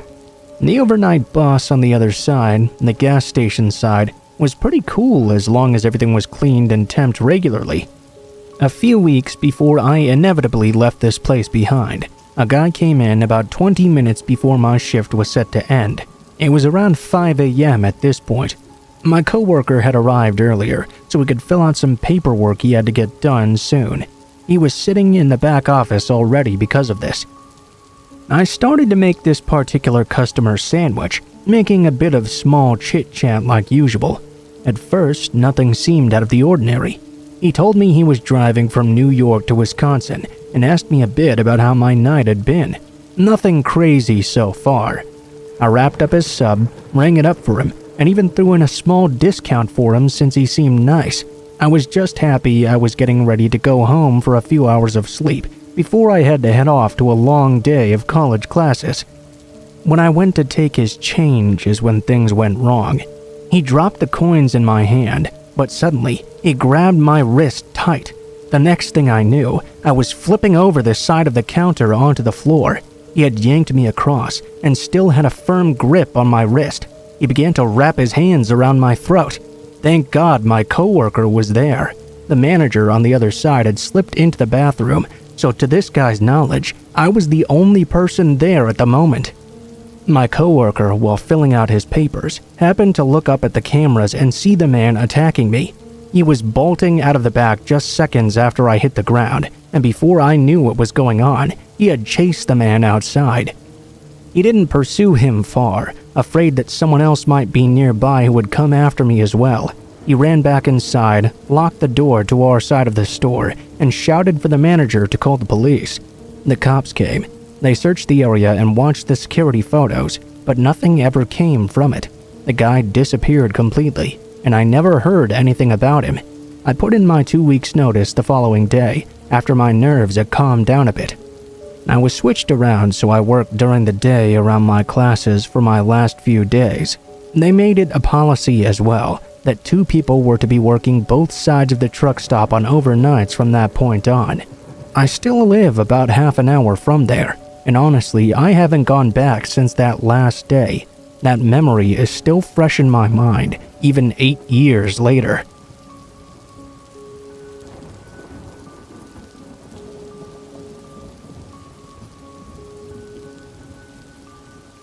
So this happened about a year ago, and it's still pretty freaky. For context, my friend and I are both 22 and female. My friend Anna and I were bored one weekend and decided to go to a popular beach to take some pictures and just mess around together. We took pictures and had a pretty lovely day overall. On the way back though, we were starving, so we decided to stop at a McDonald's in the beach town. This town is really famous and nice. Lots of celebrities live there, and it's quite scenic. There's also a super famous restaurant right off the highway on the beach that's known for rich people going. The McDonald's was directly across the street from that restaurant. Since so many famous people went to this restaurant and it was on a pretty busy road already, most of them had drivers that took them there, usually in big black Escalades. The drivers would hang out in the parking lot of that McDonald's. while their bosses ate across the street. Anna and I didn't really know this at the time. We just wanted a McFlurry. We go to the McDonald's, and right when we get out of the car, she starts acting really weird. She triple checks the car doors are locked and grabs her fancy camera to bring inside with her. When I ask her what's up, she said there's a group of drivers standing in front of the McDonald's smoking and staring at us, and it was making her feel weird. I'm a pretty chill and trusting person, so I didn't really think that much of it. It's a busy place and a super nice town after all. Not particularly worried. We go in, and there are a few other people in there about our age. We grab our food and sit at the table to eat. One of the drivers comes in and sits a few booths down with his back to the wall, right where he can see us. My back was to him, but Anna was getting really creeped out and wanted to leave. He didn't eat or order anything. He just sat there staring at us. Still though, like I said, this was a really crowded McDonald's in one of the nicest towns in Southern California, so I was feeling pretty safe. Living in South Central, you get used to the occasional creep. Still, Anna was freaked out, so I agreed to go. I had to run to the bathroom first though. It was one of those McDonald's where the counter and main dining room were one big room. And then there was a sort of hallway off to the side of the counter with more seating, and a bathroom at the very end way in the back. There was also a door going outside right next to the bathrooms. The bathroom had only 2 stalls inside. I walked into the first one, not really paying attention to whether or not anyone else was in there. So I'm in there doing my thing, when I hear the door open and I hear Anna call my name. At this point, I was very confused, since she was supposed to be watching our things. "Yeah? What's up?" She calls out to me. "Are you okay in there?" "Yeah, I'm just using the bathroom," I reply. She stood there in the doorway. After a second, I heard her leave, and I thought that was very weird. I walk out of the bathroom, only to see her waiting by the door with all of our stuff in her hands. I asked her what was going on and why she'd come into the bathroom. She looked at me extremely panicked and said we needed to leave right now. I was really confused at this point. We rushed out to the car and she started to explain what had happened. Turns out, when I'd walked into the bathroom, that driver had followed me inside. I didn't remember hearing him come in. I just assumed someone had either been in the stall next to me already and was leaving, or had just come in to check their makeup or something. Honestly, I wasn't paying that much attention. He didn't close the stall door when he came in, so I wasn't aware he was still in the stall next to me. She had been on her phone, so she hadn't seen him follow me either. A young guy eating had noticed it and gone up to my friend asking if we knew the man. Frantic, she told him we did not and ran to check on me. He was hiding in the stall next to mine, with the stall door wide open, trying to peek underneath and not making a single sound. She came in and didn't see him at first, so she called my name to make sure I was okay. When the man realized someone else was now in there, he rushed out of the stall past her and disappeared. She was in shock and didn't know what to do other than grab our things and prepare to run. When we went to her car, the man was sitting in his big black car with tinted windows, parked right next to us, staring at our car. We sped off. When I got the full story, we called the McDonald's to let them know what happened. They didn't really care, of course. Then we called the non-emergency sheriff line to report it as well, which happened to be closed. Thank you, Malibu, for nothing. Eventually, my mom went full mama bear and threatened to blast it all over social media that they didn't take my report seriously. And we got a hold of someone at corporate from there on. They checked their cameras and saw the guy follow me in as well. A police report was made, so at least hopefully this thing never happens to anyone else again.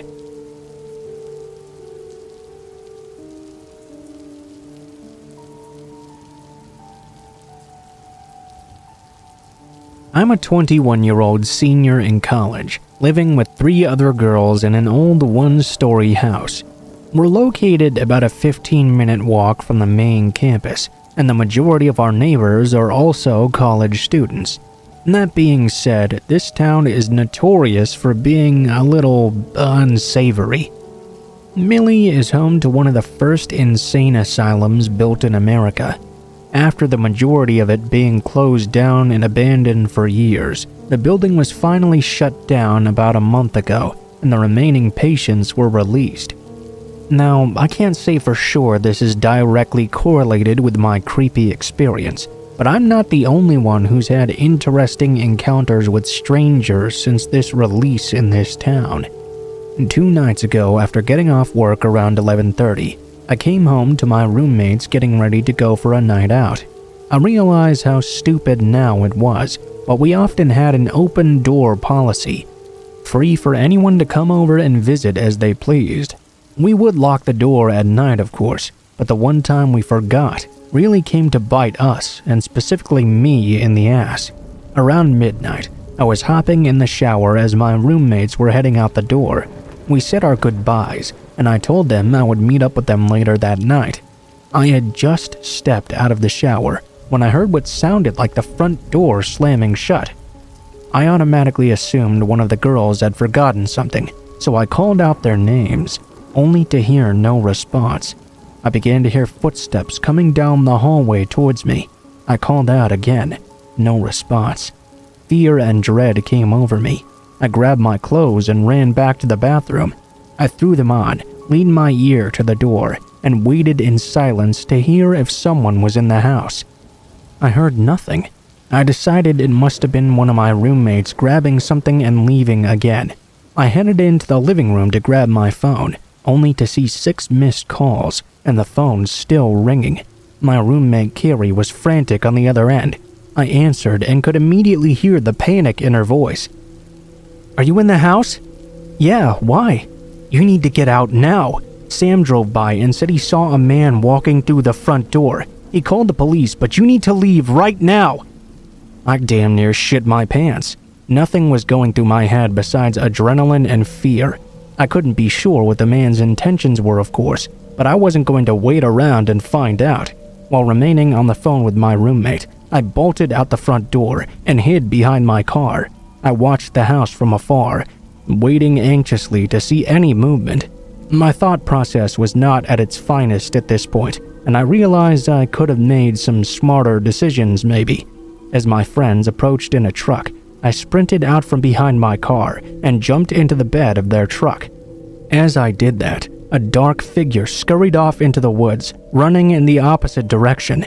I could only assume he had been quietly inching closer to my hiding spot as I was waiting for them to arrive. I screamed bloody murder, and we floored it out of there. I refused to go back into the house until the police arrived and triple-checked it. There were no signs of anything being touched or stolen, which makes me really wonder what the guy's intentions were. I can guarantee you, though, that I've locked my door every single night since.